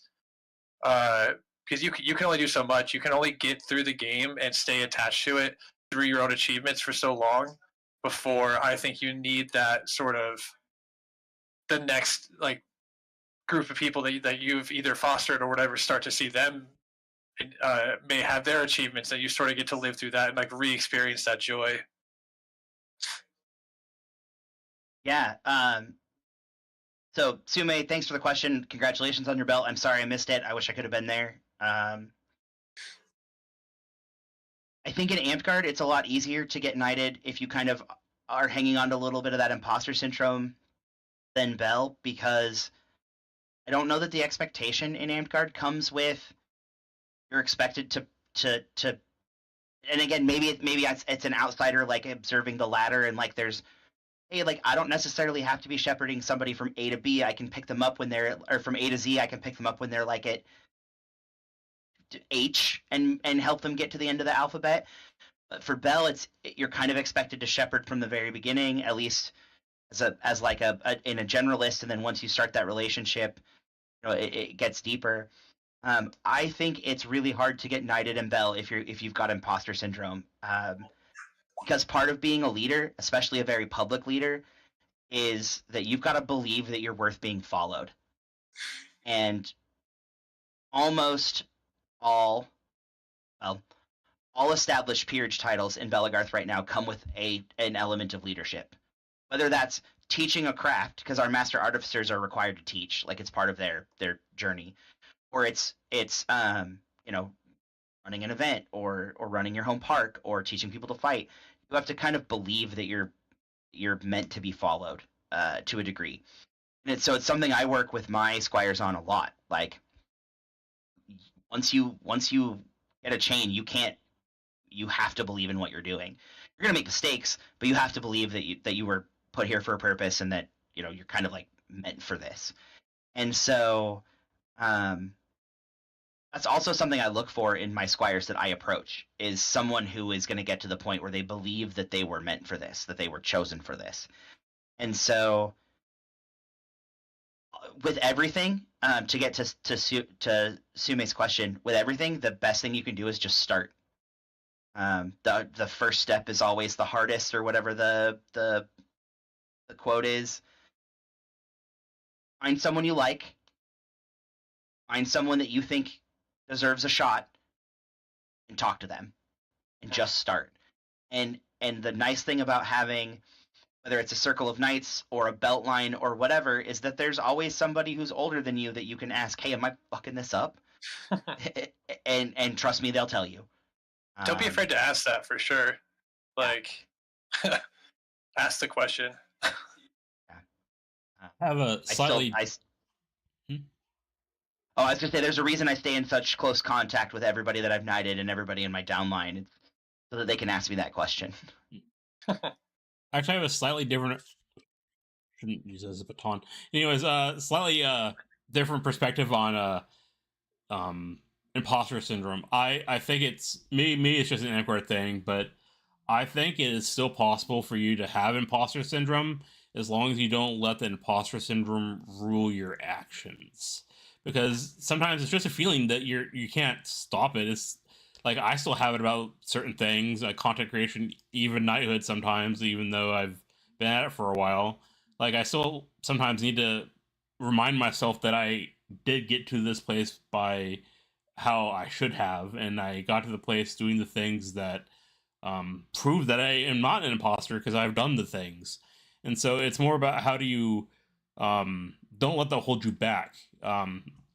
Like Par was saying, just go ask people and, be proactive, and just, even if you don't believe that you should be doing the thing that you've been doing, continue doing the thing, because eventually that imposter syndrome, you'll probably just forget about it for a time. It might come back, but as long as you work through it and you don't let it win, I think you can still achieve great things and have imposter syndrome at the same time.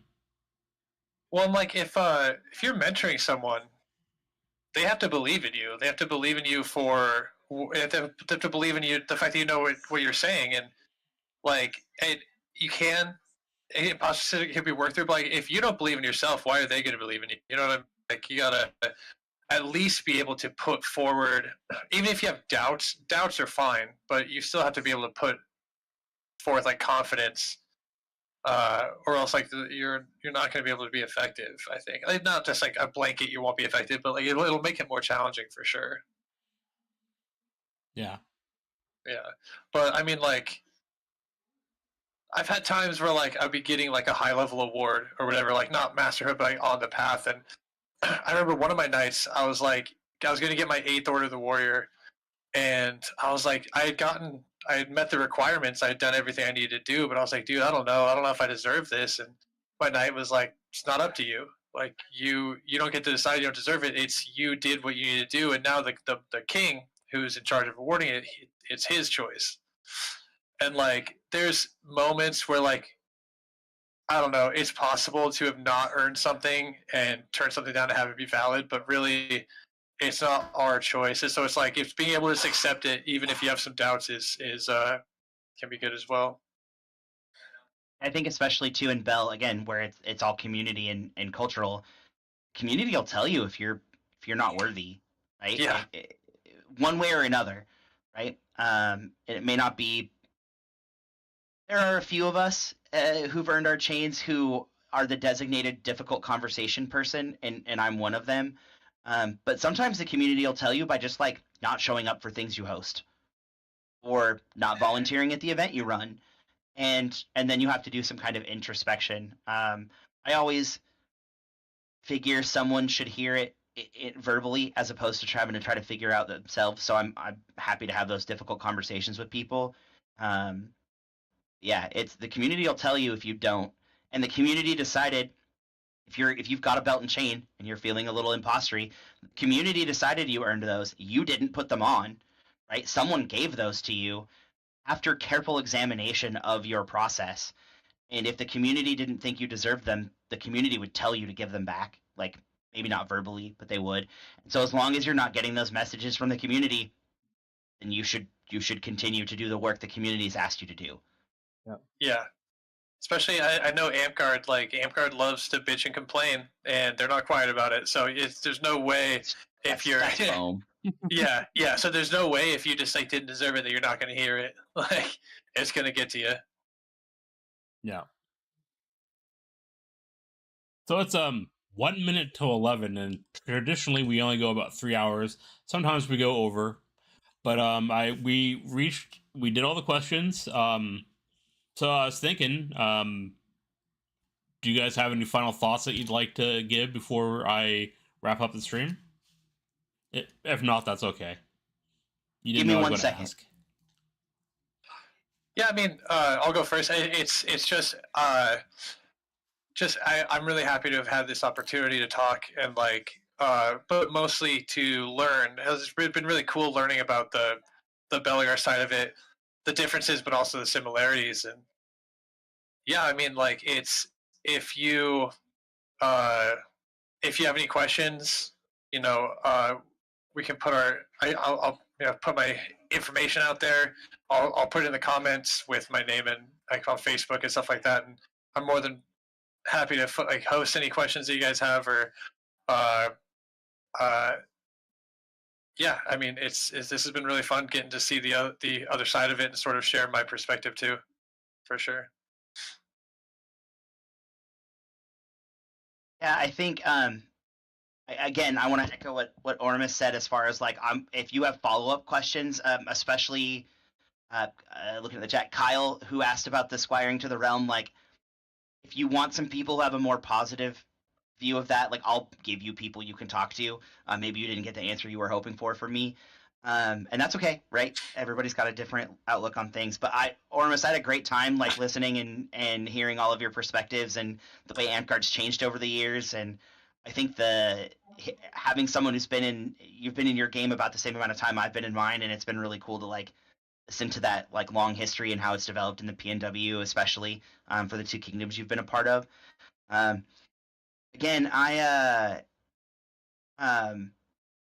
will always talk peerage. If you find me at a Bell event and ask me for 10 minutes of my time, you'll get 30. You